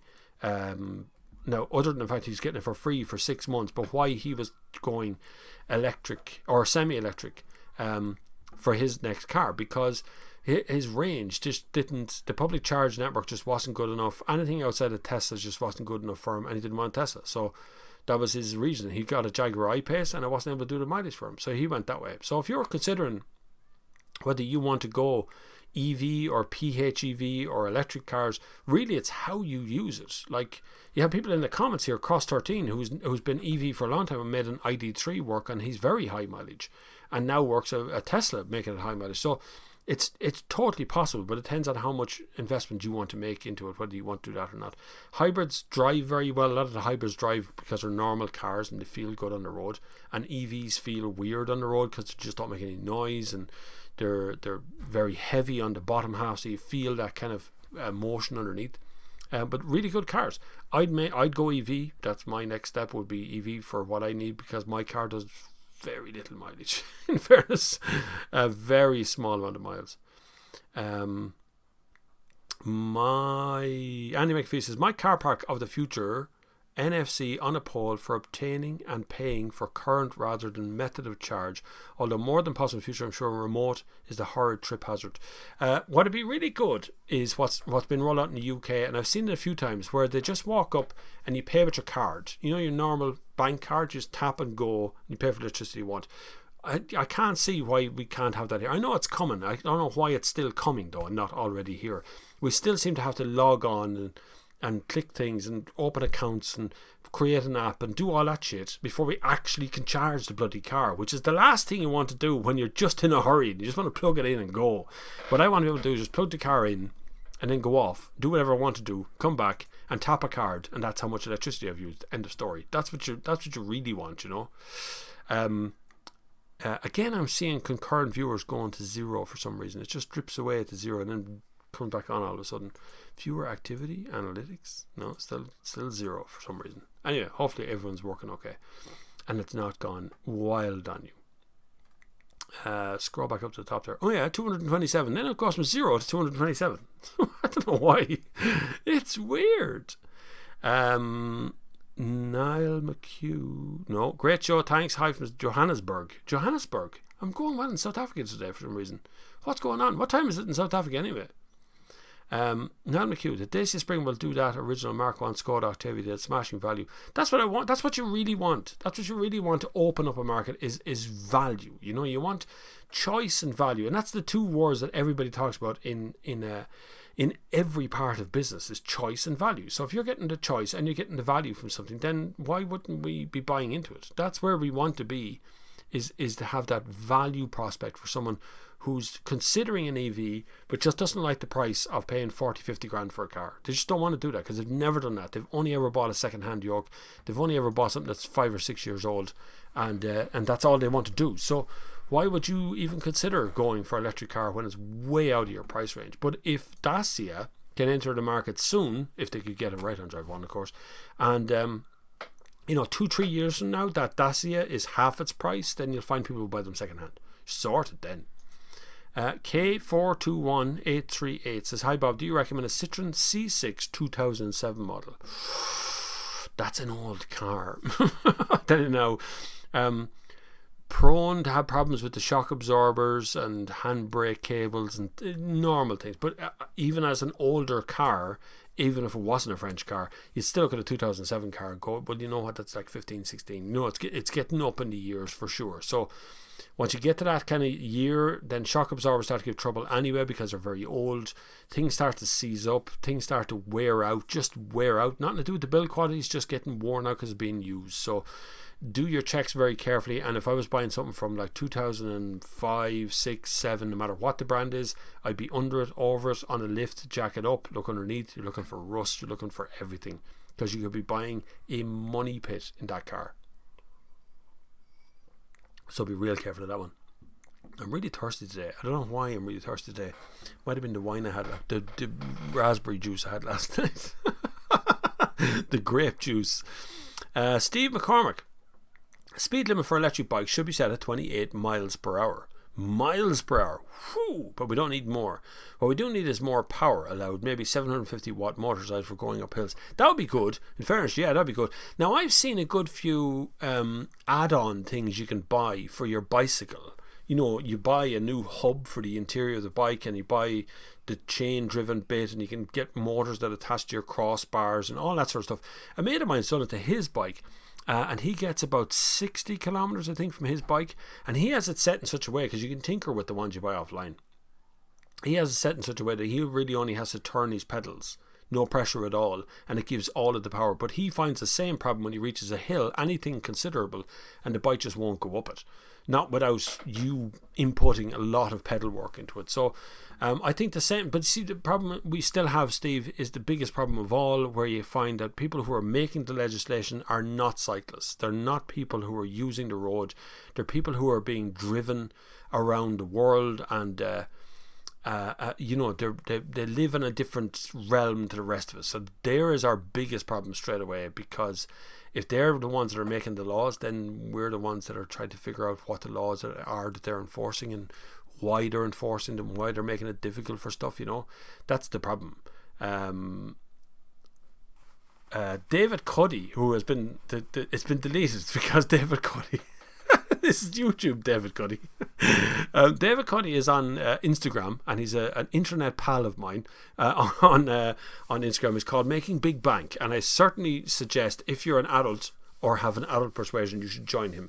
He's a forester. And I mean, what I mean by forest, I mean he goes out and cuts down trees for business. That's his business. But he has a Volvo V90. He was trying to change the tailgate bulb today, and he could have set fire to it. Is what he was trying to say. And I know exactly why you're talking like that, because they're really hard. Modern cars, even changing the bulbs on modern cars, can be an adventure to itself. Some are straightforward enough. Other ones are like crazy stuff. Cross said, yeah, just confirmed last night that this spring is not going to be made in right-hand drive. That is such a shame. We are going to be screwed over again.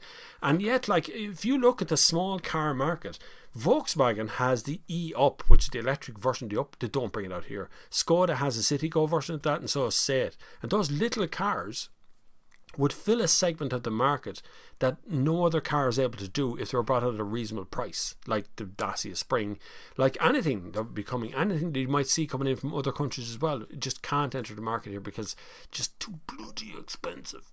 But if they just get the price down, the choice up, we'd be laughing. We really would. You'd find much more of a take up of these cars. Razel Delimoga, I can't even pronounce your name. I'm sorry, I'm literally butchering your name. Newbie here, he says. Welcome. Nothing like having a bit of a newbie. We like the newbies. The newbies come in and ask questions. Don't be afraid. Don't stand in the back. Come forward and ask a question should you want to. It's quite alright. Don't forget, if you want to support the channel, you can. There's loads of links down below. You can enjoy that. The links are really good and good for your health. Click on some of them links. It makes you feel better in the world when you know you're supporting free press, which is essentially what I am. The reason I can say whatever I want to say is because I don't have to put up with cowing down to advertisers. Cross 13 says the problem with all HGV EVs in Ireland is not only are they not incentivized, but they're actively penalized through the tax system. Well, that's the problem we've had for the whole EU has incentivized diesel over the years. Biggest problem is that they keep you can claim the VAT back on diesel. You can claim the VAT back on the purchase of a car if it's diesel. There's all kinds of problems with incentivizing that end of it.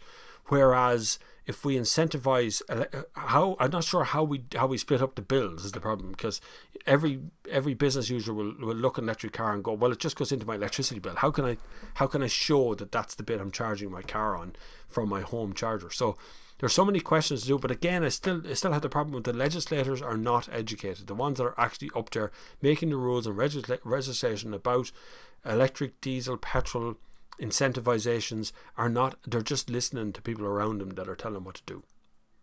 Light Camera 2 says, I gave him a really weak answer about the leather interiors. The premium range of mid-range cars can't be purchased without animal skin. What's wrong with not using animal skin?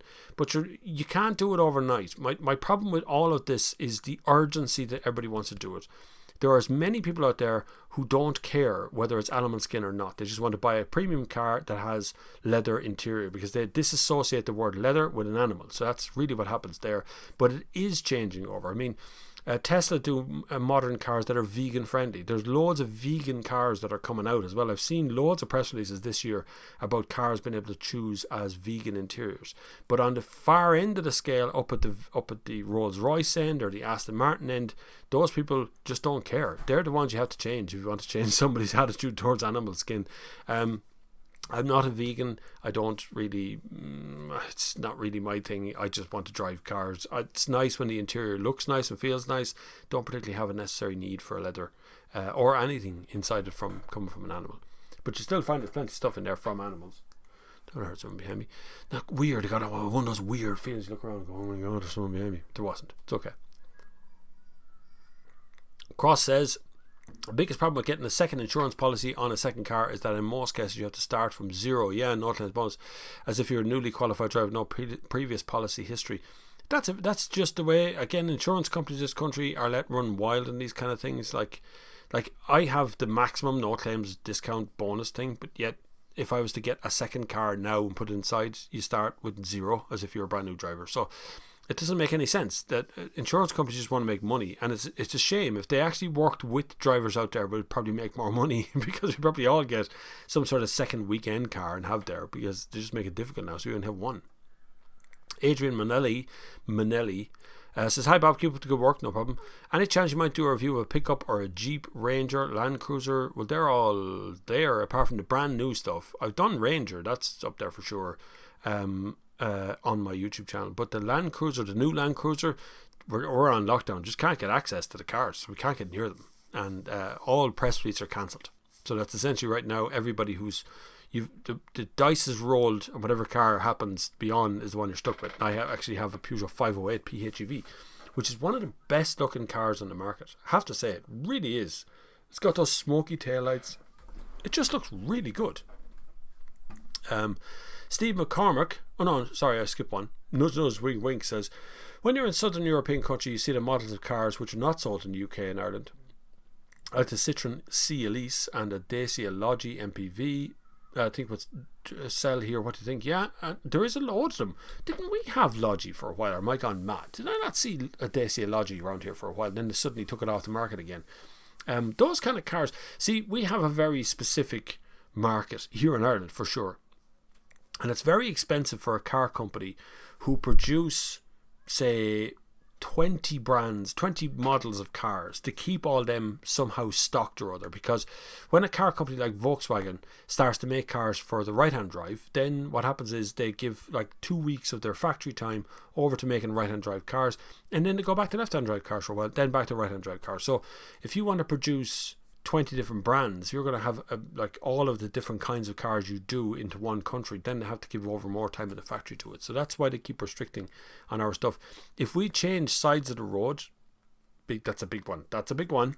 We could do it, but it'd be for a while we'd have to have every man for himself on the road, and you have to drive with like bumpers on your cars and things. But if we change sides of the road, we will get all the cars from the EU, and we'll be able to buy them directly through the EU rather than having to buy them here at all. But sure, the problem is we're always held back in these kind of things because our nearest neighbour is the UK, and they drive on the other side of the road. And what do you do with Northern Ireland? So we're back to that question again. Steve McCormick says the Mg5 Ev Estate is a good looking car. Really? Was that the one we were looking at a minute ago? We're going to go back to where did that one go? I think I might have closed the tab. Did I? I did. I closed the tab. I was that upset by it. Everybody to their own. I thought that wasn't a great, weird looking thing, but I suppose it looks a little bit like a Fiat or something, maybe.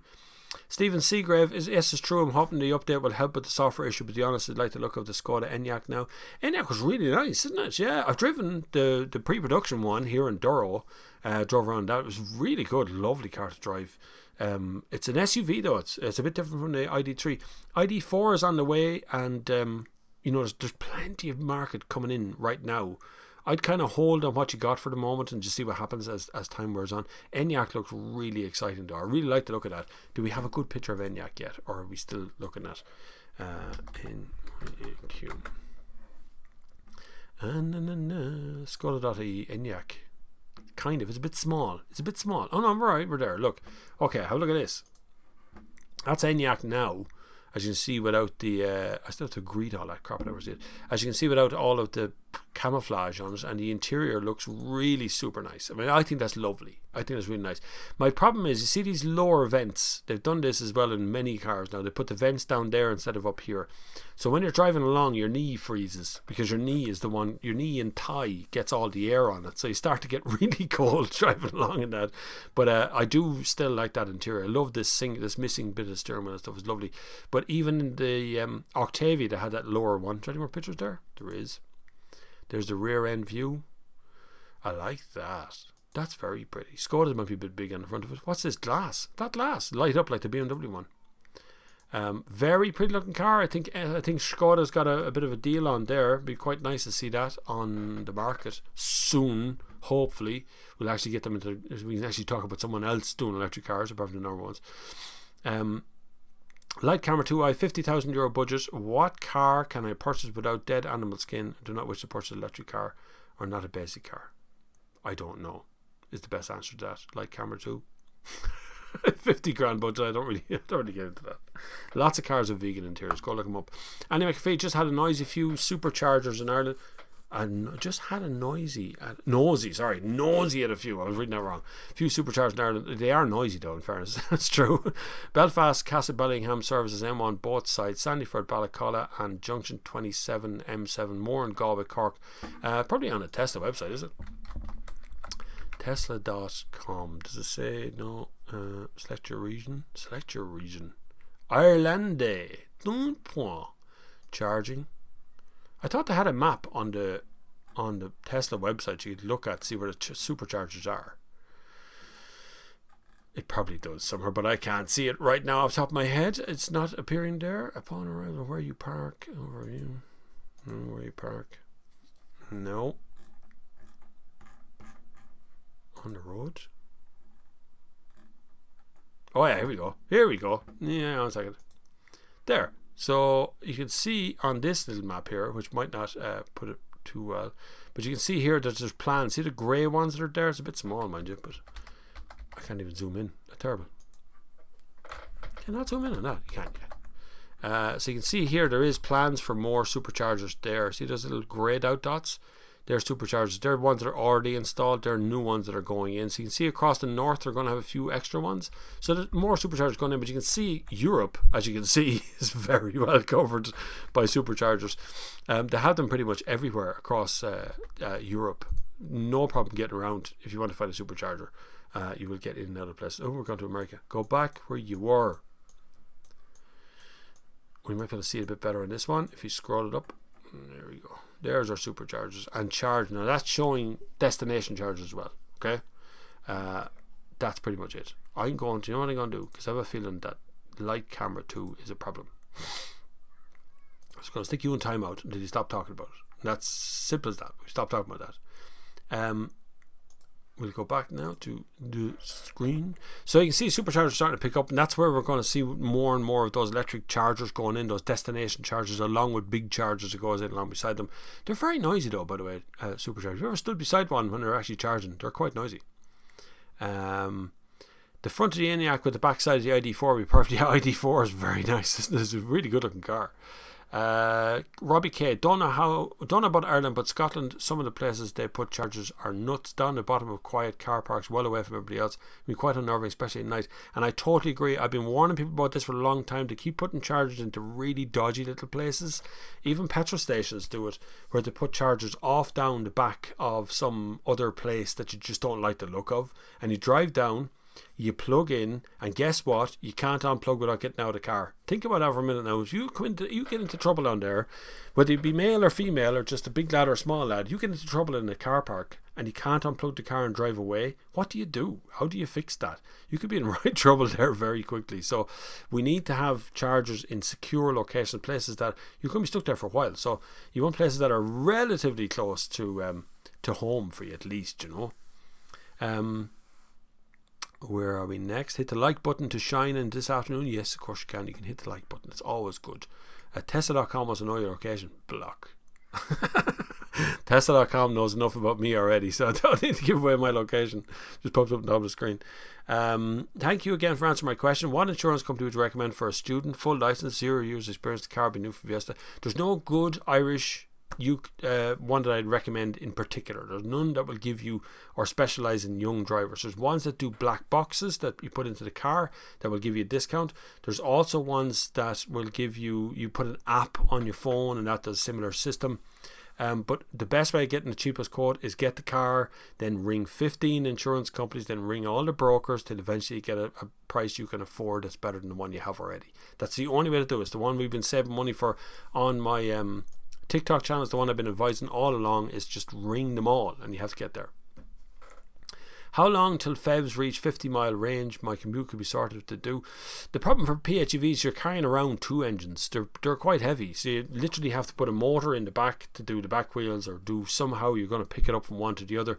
And you have the normal petrol engine usually, but in Mercedes engine it was diesel. And 50 miles is quite a range for going for electric cars. I mean, at that stage, 50 miles, you might as well be in a full electric car to do that, because like a Tesla will do that.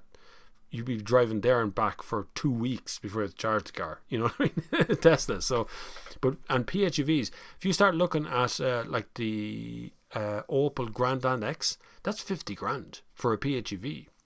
Like, you could buy an electric car for that money. So electric car could do that kind of journey. And I don't know if they ever want PHEVs to go that far. Like the one I have right now does about 40 kilometers on a charge. Kilometers, that is, not miles now. Which 50 miles would be more like 70 kilometers, nearly 65 kilometers, something. That's a long way for a PHEV to go. That'd be a big that'd be a big battery. So you got to be careful of that one. The bigger the battery, the heavier it gets, and it just gets out of hand. Andy FX, no, I'll go back up there. I missed one or two today. Steve Scott, Bob. I didn't realise my surname was wrong. Sorry about that, Steve. Steve, was it? Thanks for the advice. It's an EV then. Yeah, EVs are probably best for you. Well done, Steve Scott, and change your name as well. Andy FX7, leather is just a byproduct and has more complex issues than just banning its use. Too much at stake to stop it. Well, you know, so everybody's to their own. There's plenty of vegan cars coming out this year. I've gotten multiple emails this year from car companies explaining that they're doing vegan interiors on a car and vegan cars to some degree as well. Obviously, the fossil fuels are still involved in these vegan cars unless they're electric. But most of the time, they're starting to pay attention. I think Range Rover was the first one to do the kind of vegan interior. You could spec it from start. But that'll filter down to ordinary cars as well. But leather's been used. Leather's just hard wearing. It lasts so long in a car. That's why they use leather the whole time. And yeah, like you say, Andy, leather is a byproduct. Skoda Enyaq is beautiful. It is a very pretty car. I have to say, they've done a very, very good job on the design of that car. And the drive of that car was quite nice. I'm sure the drive is even better now because that was the last international thing that was actually kind of on the cards. Andy McPhee says electric add-on boxes for pedal cycles have been around since the 50s, back in the newspapers. Remember ones that went on the frame and had rollers sit on the wheel and make a turn? That's true, yeah. You had a little, like I remember, I used to work in a bike shop when I was a young lad, and we built a scooter effectively out of a lawnmower engine connected to a race bike. So you just pulled it like a lawnmower engine, brum, brum, brum, and away you go. You had a little motorbike, and at the time it was legal, and then they brought in the licensing to say you had to have a license and stuff on it because everybody did it all of a sudden. It's amazing how some things were thought of years ago and only developed now in the EV world. That's happening so often. We've had, oh, thank you very much, here's our coffee. Yeah, it's alright, so have I. Oh, we've only 20 minutes left. Oh my god, we're flying through it. Oh, hot coffee, lovely jubbly. Not an aphorism of any kind. The thing is happening, like electric cars were first. Electric cars were around and only didn't get developed because of the First World War, because it was going to be impossible to charge the cars on a battlefield. And so they wanted transport. And so they just, Henry Ford and his kind who started mass producing cars, we went from, if memory serves, we had a couple of thousand cars in the world, and within 4 years we went to 2.5 million cars in the world. It was that fast. That ramp up was that quick.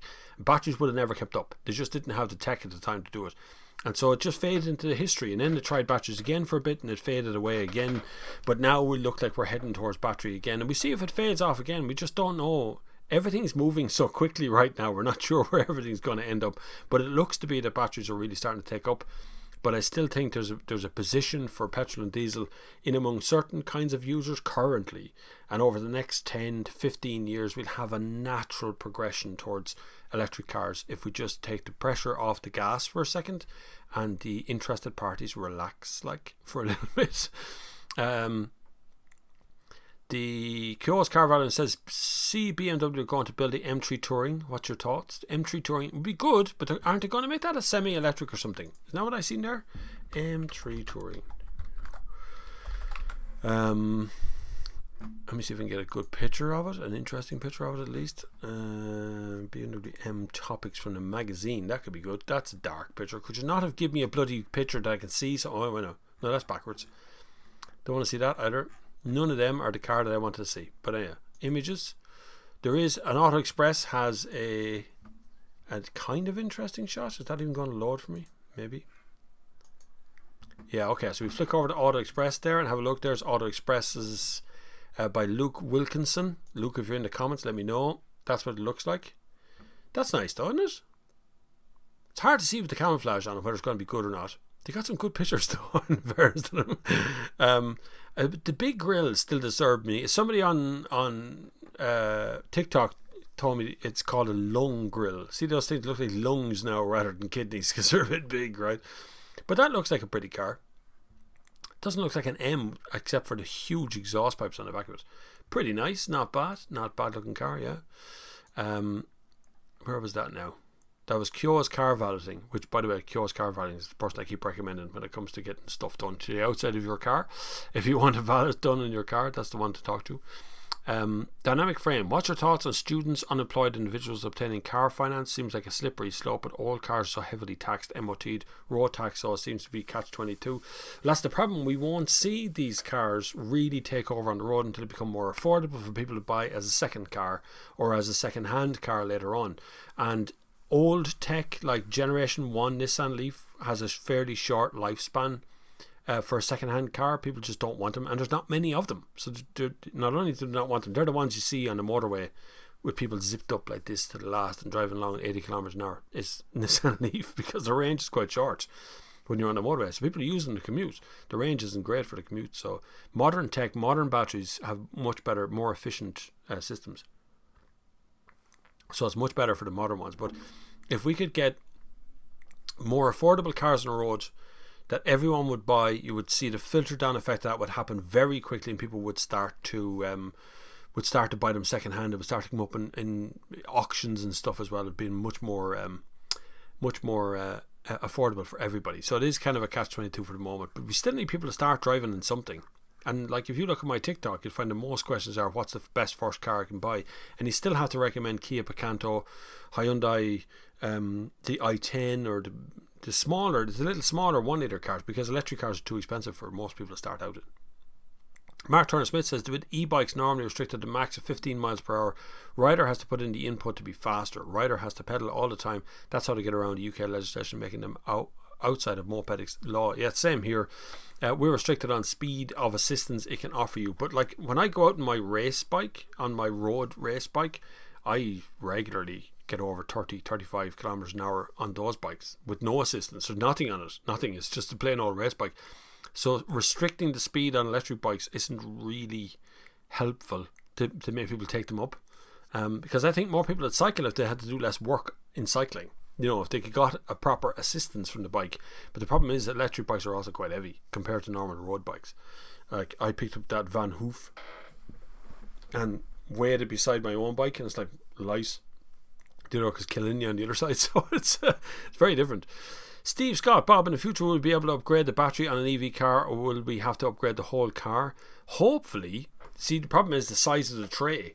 Different kinds of batteries. You got the old batteries were square rectangular things. You know, when you look at a 12-volt battery, that was the old wet kind of batteries, the original sort of things that ran milk floats. We're long beyond that.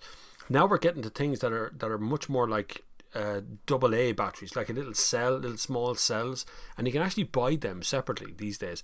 Now what you should be able to do is when one of the cells goes bad, if you have a problem with a cell, you should be able to take out a cell and replace it with another cell. So you're just doing one little tiny change in your battery. So we should be able to come to a point where the batteries can be upgraded for range without changing the tray, but it'll be the size of the tray that the battery actually sits on that will dictate further distance.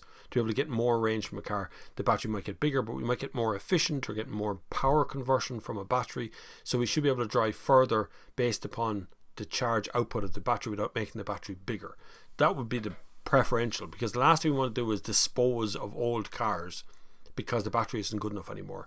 You know, we want to be able to upgrade the battery we got to keep on going. Any new EVs out in Q1 next year? Any good news EVs out? No, well, Q1 is a dodgy one because we're in the middle of this coronavirus, which is really shutting down the world.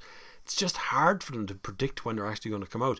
The Enyaq could be out at that point. ID4 will be mid next year, thereabouts. The Seat, what's that called? I can't remember now. I was going to say Fermenter, but that's not the electric one. There's a Seat version of the electric cars that's coming as well. That would be early next year, I think, in the first quarter of next year. There's a few coming, but it's still not everybody. It's most car companies are now offering some sort of electric car. Some of them are offering a sort of a compliance car, which is just like the Volkswagen Golf, e-Golf. It's just a Golf with a battery in it. So some of them are doing that. Other ones are actually going at it properly. Honda now is in a position where they're going to have to make the change. They brought an Honda E out, so they're going to have to bring something else out that's bigger than that. That's going to be a problem because Honda is a big engine company. They make a lot of engines for a lot of other companies. God, that coffee's lovely. My wife makes really good coffee, far better than I do. That's why I like her to make my coffee for me. And I had breakfast in bed this morning. It was really nice. With full self-driving in the future, would it be easier to change to left-hand drive, easier to phase in? Bloody right it would be, Steve. Yeah, it'd be great, wouldn't it? But full self-driving is still a little bit far away for the majority of, we'll say, Ireland, right? And Europe is going to be a problem. And the reason Europe is a problem is actually described very well by an engineer for Kia, who I talked to one time. He said, Europe is one of the weird, because it's very old here. It's one of the weird places in the world. You could be driving down an autobahn at 200 kilometers an hour and get off the autobahn and be driving on cobblestone streets in 100 meters from there, you know, and you can't get anywhere near that. And that's the two ends of a scale when it comes to what your suspension system and what the car can cope with. So the auto driving system relies quite heavily currently, particularly on white lines and roads and markings and stuff.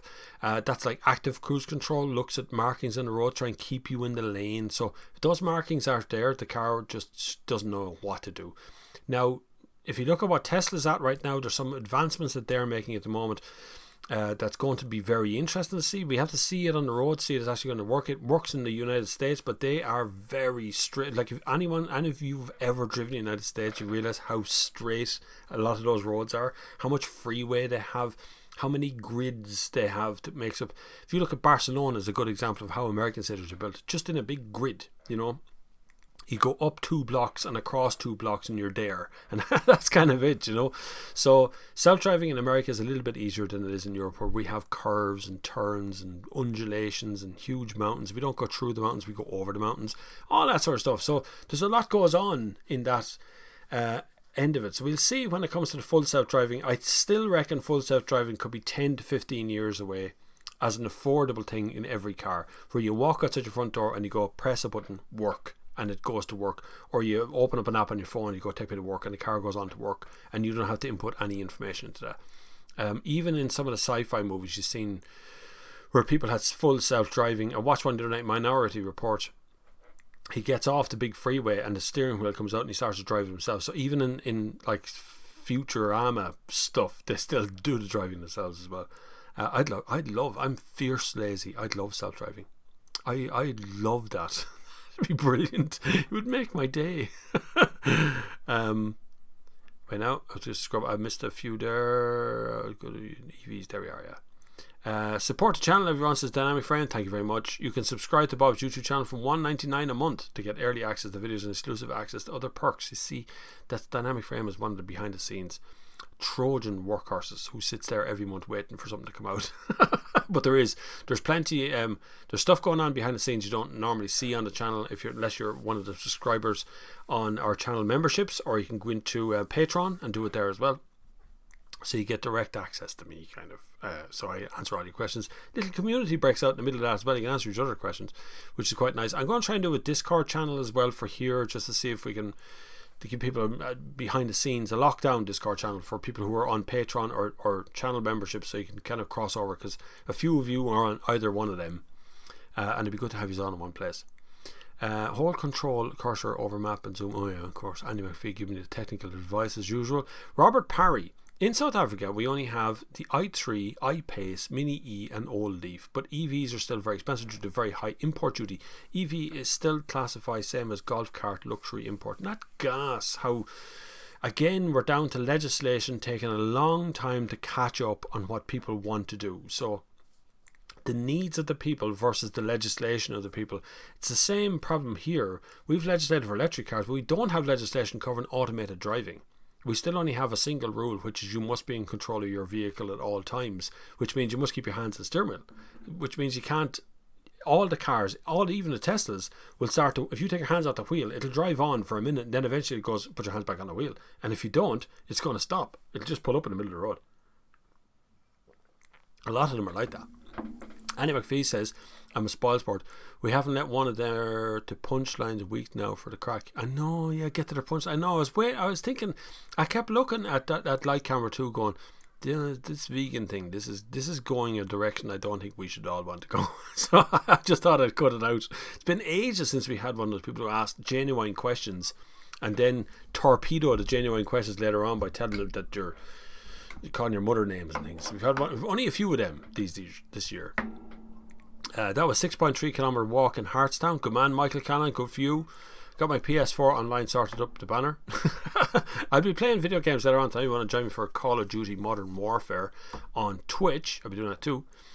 Jason Stevens, I'm pretty sure those superchargers in grey have been coming soon for years now. They had them all started a long time. They've been there forever since it started.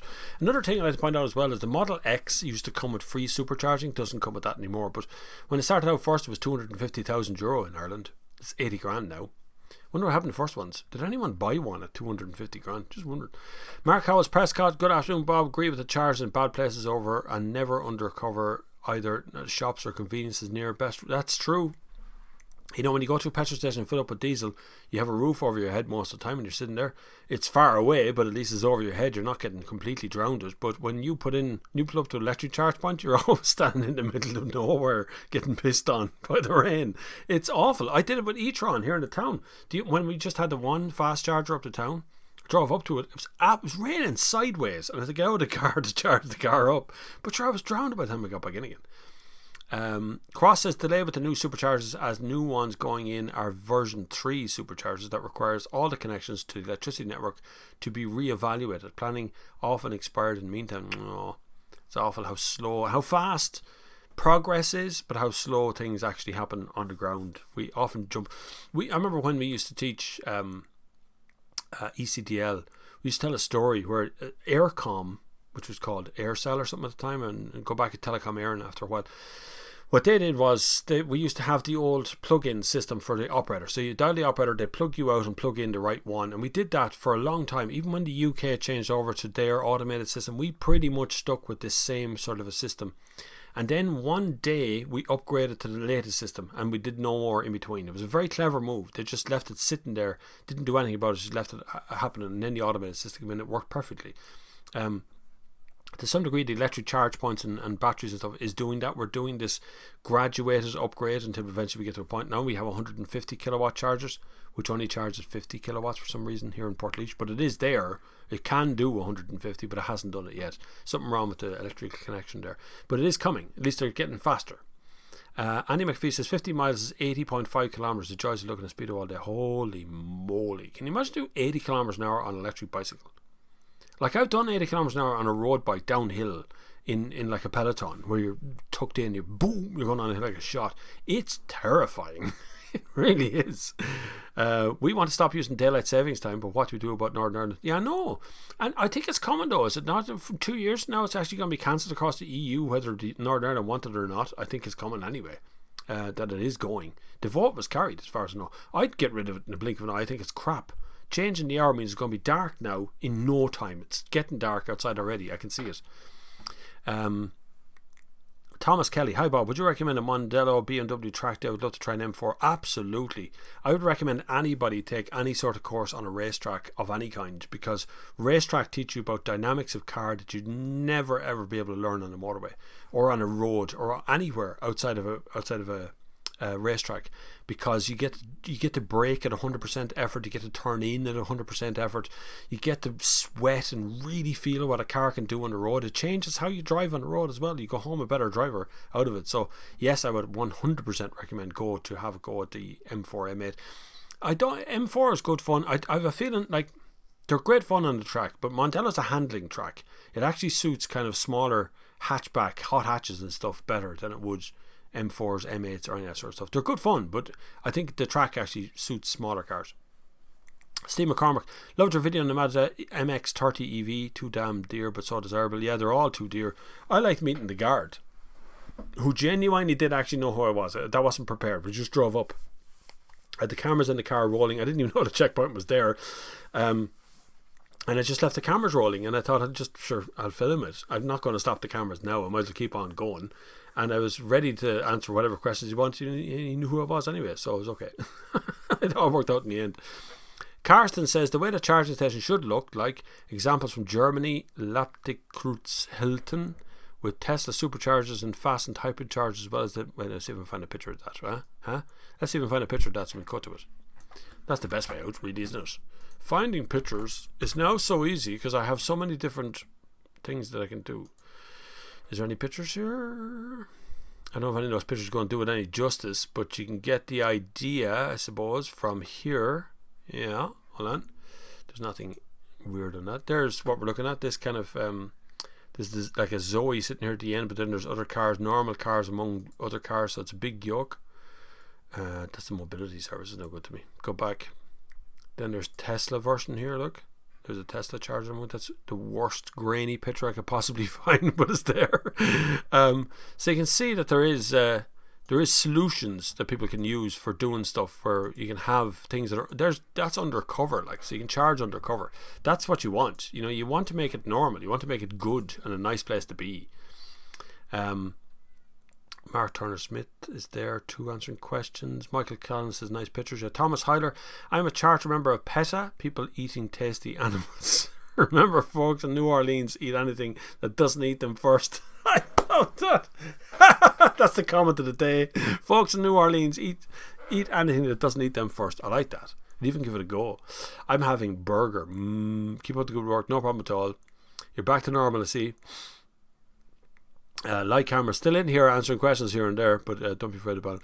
No, Annie, I'm thirsty for my walk. Stay safe. That's good. Love the channel. Annie, thanks for helping me, and we're all in here together. I've fully restored year 2000 Peugeot 406 HDI estate. Good car. Might be an old filthy diesel, but it's still more solid than better built than most newer cars. I wish I could convert it to PHEV though. You could convert that to electric. There's plenty of places that do the conversions to full electric, but not PHEV. I don't think you're not going to get that out of it.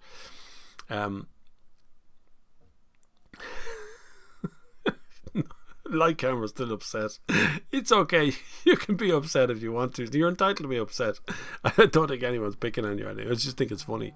What's going on is funny. Like, I've seen nice GTI golf shouted out. I love your GTI. He said thanks a lot. Yeah, you see, very few people in Ireland actually go, I love your car or whatever. They normally look at it and go, oh, I'm not going to this posh git, you know.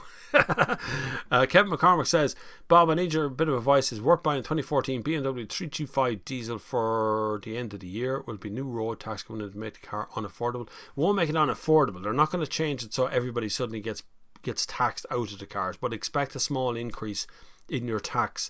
They still don't have any meat on those bones as to whether we're actually going to pay a hell of a lot more, a little bit more, but it's going to go up, but it's not going to go up to be an unaffordable rate, because the vast majority of cars on the road are exactly what you're talking about. A diesel car from about 2008 to 2015 is exactly most of those cars. So they're not going to nail everybody, because it would bring people into the streets to attack them, and nobody wants that. None of them want that sort of thing to happen. So I don't think that's going to happen.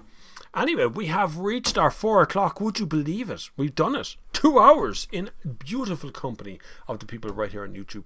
Don't forget, you can support this channel in multiple ways down below. I will be back next Sunday to try and keep us occupied during the lockdown. You can find me on Twitter. I don't tweet as much as I used to, but you can find me on Twitter. You can find me on Facebook, on our Sunday Service Facebook, which is linked by Andy there in the comments.